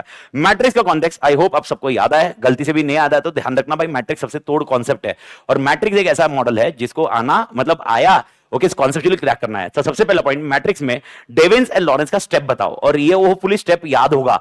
सबसे पहले ओके, आपको याद होगा P1 और F1 याद है, या D1 या F1, ये दोनों मिलकर साथ में काम करेंगे। इसको अपन बोलते हैं क्रॉस फंक्शनल टास्क फोर्स। याद आया बड़ी? ये दोनों मिलके जो काम करेंगे, ओके, थोड़ा आगे बढ़ते जाएंगे, तू भी आगे बढ़, मैं भी आगे बढ़ू। याद आया? फिर ये क्या बन जाएगा? प्रोडक्ट और ब्रांड मैनेजमेंट। ओके, एंड तीसरा पॉइंट, ये मैट्रिक्स क्या बन जाएगा? मैच्योर। याद आएगा बड़ी? लेकिन इसके अंदर एक सबसे इंपॉर्टेंट कॉन्सेप्ट आपको ध्यान रखना पड़ेगा। ओके, प्रोडक्ट और ब्रांड मैनेजमेंट में अपन ने क्या वर्डिंग बोला था? प्रोडक्ट एंड ब्रांड मैनेजमेंट में क्या वर्डिंग बोला था? सबसे पहले नाम क्या हो गया? प्रोडक्ट ब्रांड मैनेजमेंट होगा या प्रोजेक्ट मैनेजमेंट होगा? प्रोजेक्ट मैनेजर होगा या प्रोडक्ट मैनेजर होगा? प्रोजेक्ट मैनेजर, और ओवर पीरियड क्या बन जाएगा, प्रोडक्ट मैनेजर। आत्मा क्लियर है ये, ठीक है, इसके एडवांटेज डिसएडवांटेज एकदम क्लियर है। और अच्छा मैट्रिक्स सबको याद है कि नहीं, ओके मैट्रिक्स में मालूम है ना, ओके दोनों मिलके फिर आगे बनते हैं। तो सबसे पहले एडवांटेज प्रोजेक्ट ऑब्जेक्टिव्स क्लियर है, बहुत सारे चैनल्स है, शटिंग डाउन करना आसान है, स्टेबिलिटी एंड फ्लेक्सिबिलिटी। कौन स्टेबल है, कौन स्टेबल है, फंक्शनल, कौन फ्लेक्सिबल है, डिवीजन, डिवीजन को फ्लेक्सिबल बना दे। लेकिन इसमें प्रॉब्लम क्या है, duplication, complex, dual line of reporting, याद आया क्या, और कम्युनिकेशन बहुत खतरनाक है। ओके और ये है, अगर आपको याद आया मैट्रिक्स स्ट्रक्चर कब सुटेबल है, सबसे पहला पॉइंट। ओके मेरे को आइडिया कैसे चाहिए, ये इसका भी इंपॉर्टेंस देना है, इसको भी इंपॉर्टेंस देना है। अच्छा मेरे को बता, फंक्शनल और डिविजनल हो, नीचे नीचे औकात आती थी ना, मैं नीचे सबकी सुनता था क्या, लेकिन अब मेरे को है ना इसकी भी सुननी है, इसकी भी सुननी है। तो सबसे पहला पॉइंट आइडिया क्या होना चाहिए, क्रॉस फर्टिलाइज, रिसोर्स कैसे है, स्केयर, एंड भाई एबिलिटी टू प्रोसेस इंफॉर्मेशन, ये होना चाहिए। ये है मैट्रिक्स स्ट्रक्चर। आत्मा क्लियर है कह रहे, ओके ठीक है। इसके बाद आता है और एक कौन सा स्ट्रक्चर, नेटवर्क। अब नेटवर्क स्ट्रक्चर में ना मैंने बहुत सारे पॉइंटर्स लिख के रखे हैं एडवांटेज डिसएडवांटेज के कंटेक्स्ट में, ताकि आपको याद रहने में काम हो। नेटवर्क स्ट्रक्चर में ओके यहां पर आपको याद रखना है, सीरीज ऑफ प्रोजेक्ट ग्रुप है जो कोलैबोरेशन में काम करते हैं। आई होप याद होगा, ओके कोलैबोरेशन में काम करते। अच्छा इधर क्या कॉन्सेप्ट था, नेटवर्क में क्या था, आउटसोर्स, यानी अपन क्या काम करते हैं, खुद का इन हाउस है या आउटसोर्स है, आउटसोर्स। तो आउटसोर्स में अपन क्या काम करते हैं, कोलैबोरेशन।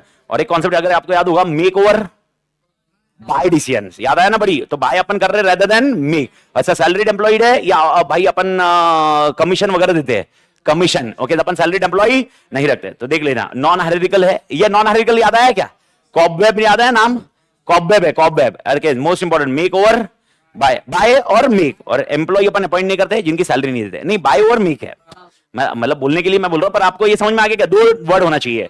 तो भाई बाय करो इंस्टेड ऑफ मेक।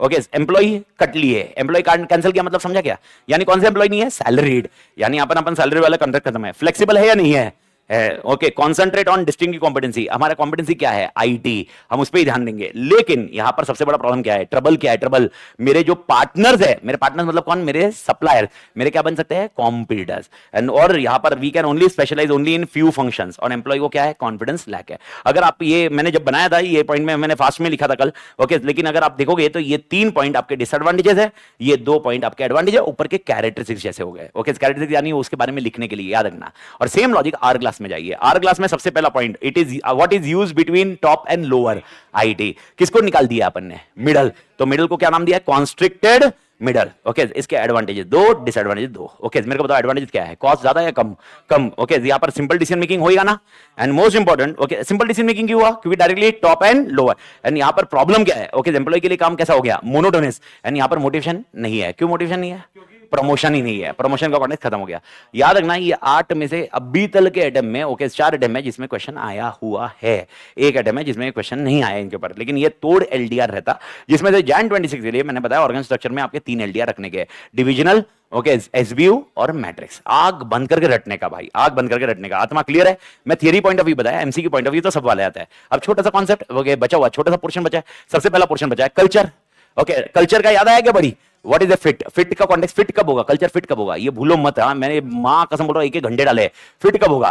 ओके मेरे को बताओ कौन सा कल्चर चेंज नहीं होना चाहिए, कोर। तो कोर कल्चर को ध्यान रख के स्ट्रैटेजी बनानी चाहिए, किसकी जिम्मेदारी, स्ट्रैटेजी फॉर्मुलेटर। ओके अब कल्चर, कोर कल्चर चेंज नहीं हो रहा है, लेकिन दूसरे कल्चर चेंज करना चाहिए ना, तो इंप्लीमेंटर के टाइम पे चेंज होना चाहिए, किसकी जिम्मेदारी। ओके यहां पर देखना, स्ट्रैटेजी मेकर एंश्योर कि वो कोर कल्चर चेंज ना हो, और स्ट्रैटेजी इंप्लीमेंटर की जिम्मेदारी है चेंज फेसिएट, जो डिफिकल्ट है। आत्मा क्लियर, लेकिन ये चेंज कैसे करेगा, तो याद होगा स्टेप्स टू चेंज। अब ये स्टेप्स टू चेंज कंफ्यूज नहीं होना चाहिए, एक है स्टेप्स टू चेंज, कौन सा वो स्टेप्स टू चेंज है ऊपर, वो स्टेप्स टू चेंज कौन सा है, स्ट्रैटेजिक चेंज। ये स्टेप टू चेंज कौन सा है, प्रॉब्लम कल्चर। कौन सा है बड़ी, प्रॉब्लम कल्चर। तो इसमें क्या है, सबसे पहले डायग्नोस करो कौन से फेस प्रॉब्लम कल्चर है। याद होगा मैं बताता हूं, ये एरिया है सब लोग एग्री है चेंज करने के लिए, ये एरिया चेंज नहीं कर रहा है, तो डायग्नोस करो। सेकंड ओके इनके साथ ओपनली बात करो, अकेले रूम में मत करो, याद आया। एंड भाई इसको एक्शन से दिखाओ क्या करना है। तो 3 चीजें याद रखो, सबसे पहले कौन से फेस है जो प्रॉब्लम क्रिएट कर रहे हैं, सेकंड उनके साथ ओपनली फॉर्थरिंगली बात करो, एंड जो भी एक्शन लो, एक्शन क्या करो, ये पॉलिसी प्रोसेस रिवाइज करो, अल्टर करो, प्रेस करो जो काम कर रहे हैं, रिक्रूट करो नए लोग, रिप्लेस करो, मां कसम जो भी ओके जो भी अपॉर्चुनिटी मिले मोटिवेट करना छोड़ो मत, जो फॉलो कर रहा है। ये कॉन्टेक्स्ट आएगा आपका प्रॉब्लम कल्चर। मैं वापस बोल रहा हूं, अगर क्वेश्चन आया steps to change the culture, answer ये रहेगा steps to change strategic change, ऊपर वाला आंसर। कौन सा स्टेप्स टू स्ट्रैटेजिक चेंज है, recognize the need for change, vision shared vision and institutionalize the change, वो आंसर अलग रहेगा। आत्मा क्लियर है। लीडरशिप आई होप याद होगा, लीडरशिप की कहानी कल देखी थी। 3 क्वेश्चन है लीडरशिप में।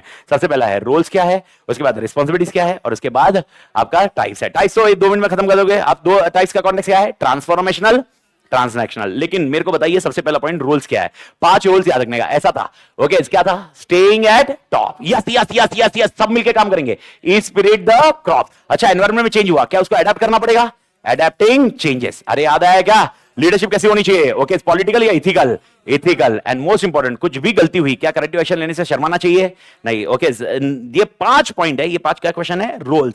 लेकिन वैसे ही आपको याद होगी रिस्पांसिबिलिटी। सबसे पहले रिस्पांसिबिलिटी में क्या करना चाहिए, okay I can take a strategic decision. Strategic decision करने के लिए पॉलिसी प्रोसीजर चेंज करना पड़ेगा। पॉलिसी प्रोसीजर बनाऊंगा, पॉलिसी प्रोसीजर ड्रावर में रखूंगा या कम्युनिकेट करूंगा, कम्युनिकेट। अब पॉलिसी प्रोसीजर कम्युनिकेट कर दिया, इसके बाद सबसे इंपॉर्टेंट पॉइंट है ओके ये 2 नीचे वाले पॉइंट में ओके चेंज करो, और चेंज के साथ कल्चर को चेंज करो, और इसके लिए ह्यूमन कैपिटल रहेगा उसको मैनेज करो। एंड लास्ट कॉन्सेप्ट है परफॉर्मेंस। इसकी वजह से क्या होगा, ओके बढ़ेगा, लेकिन उसको क्या करो, sustain, sustain performance at a higher level. आत्मा क्लियर है, ये दोनों क्वेश्चन ध्यान रख लेने का। एंड लास्ट पॉइंट है टाइप्स ऑफ लीडरशिप, जिसमें 2 टाइप्स ऑफ लीडरशिप है।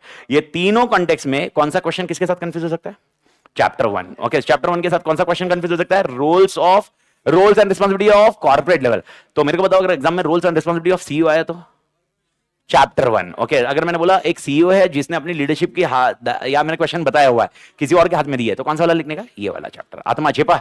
ओके ये होने के बाद आपके लिए नेक्स्ट कॉन्टेक्स्ट आता है control. How many types of control. अच्छा पहले इसके पहले प्रोसेस ऑफ कंट्रोल क्या है, कितने प्रोसेस ऑफ कंट्रोल है, 4। सबसे पहले आपको क्या होना चाहिए, ऑब्जेक्टिव मतलब स्टैंडर्ड, स्टैंडर्ड को कंपेयर किससे करना है, परफॉर्मेंस, परफॉर्मेंस के बीच में क्या आएगा, गैप, और गैप को क्या करना है, करेक्टिव एक्शंस। 4 सीने। ओके अगर याद होगा मैकेनिज्म याद आया क्या बड़ी, तो मैंने लिखा है ऑब्जेक्टिव मतलब standard, mechanism for monitoring, okay mechanism for actual versus budgets, and mechanism for which action, corrective action.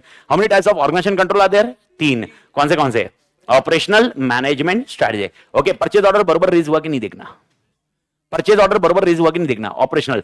Purchase order से लेकर परचेज रिक्वेशन आया और आया पूरा एक साथ में देखना, मैनेजमेंट। तो what is the difference between operation and management, एक है इंडिविजुअल में देखना ऑपरेशनल, एग्रीगेट में देखना मैनेजमेंट। लेकिन मेरी स्ट्रेटजी बरोबर इंप्लीमेंट हुई है कि नहीं ये देखना स्ट्रेटेजिक कंट्रोल। ओके तो अपना एसएम का मेन कॉन्टेक्स्ट कौन सा है, ये। तो ये दोनों को कैसे याद रखोगे, कॉस्टिंग। अगर कॉस्टिंग का एक क्वेश्चन एक आइटम पे क्वेश्चन आया तो कौन सा आंसर, ऑपरेशनल। लेकिन कॉस्टिंग के 3-4 आइटम एक साथ में हो गए तो मैनेजमेंट। अगर मैं ये भी बोल रहा हूं ना, देखो एकदम सिंपल याद रखो, ओके परचेज ऑर्डर रेज करने के पहले टेंडर्स चेक करना चाहिए कि नहीं करना चाहिए, टेंडर्स चेक करना चाहिए कि नहीं करना चाहिए, तो ये कौन सा कंट्रोल, ऑपरेशनल। टेंडर्स चेक हुआ, परचेज ऑर्डर रेज हुआ, परचेज ऑर्डर के बाद वो इन्वेंटरी बरोबर आई है, गार्ड ने बरोबर अपडेट किया है, चेक किया है, उसके बाद अकाउंट्स को बरोबर अपडेट किया है, ये कौन सा control, management.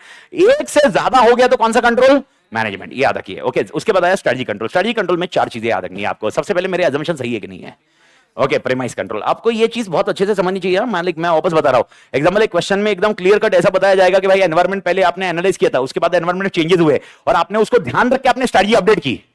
Okay premise control आपने ध्यान में दिया, आत्मा क्लियर है। सेकंड सिनेरियो मेरे लिए दूसरा कौन सा कंट्रोल है, सर्विलेंस। सर्विलेंस और प्रीमाइस में डिफरेंस क्या था, दोनों, अच्छा दोनों का एक चीज याद दिला रहा हूं, ये दोनों फॉर्मुलेशन इंप्लीमेंटेशन दोनों टाइम पे है। तो मेरे को बताओ सर्विलियंस में क्या डिफरेंस था, सर्विलियंस को कैसे डिफरेंशिएट करोगे। ओके प्रीमाइस से अनफोकस्ड, अगर कोई चीज अनफोकस्ड है तो कौन सा control, surveillance. Okay special alert control के लिए कौन सी टीम होती है, क्राइसिस मैनेजमेंट टीम। याद आया बड़ी, स्पेशल अलर्ट कंट्रोल के लिए क्राइसिस मैनेजमेंट टीम होगी। और एक कौन सा कंट्रोल होगा, इंप्लीमेंटेशन। मैं वापस आपको क्वेश्चन पूछ रहा हूं, टाइप्स ऑफ स्ट्रेटजी कंट्रोल आया तो आप ये 4 लिखोगे और इधर खत्म कर दोगे, ये नीचे का लिखोगे नहीं। फिर नीचे का 2 कब लिखना है, इंप्लीमेंटेशन। तो इंप्लीमेंटेशन कंट्रोल है तो कितनी कंट्रोल है, 2। Strategic, thrust and milestone. Thrust का याद दिलाता हूं, थ्रस्ट में क्या अपने को स्ट्रेटजी को रीएडजस्ट करना है क्या, और माइलस्टोन में ओके टाइम, कॉस्ट, इवेंट्स में कुछ चेंजेस करना है क्या, ये माइलस्टोन रिव्यू होगा। आत्मा क्लियर है। ये होने के बाद तेरा एसपीएम, एसपीएम का full form performance measurement. Strategic performance measurement के अंदर पहला पॉइंट है टाइप्स, ये इजी है। एसपीएम का पहला पॉइंट, टाइप्स कितने प्रकार के हैं, 6। सबसे पहले पैसा, फाइनेंशियल। दूसरा कस्टमर, मार्केट में जा, कस्टमर से मिलके मार्केट, मार्केट के बाद एम्प्लॉय, एम्प्लॉय के बाद टेक्नोलॉजिकल लीडरशिप एंड एनवायरमेंट।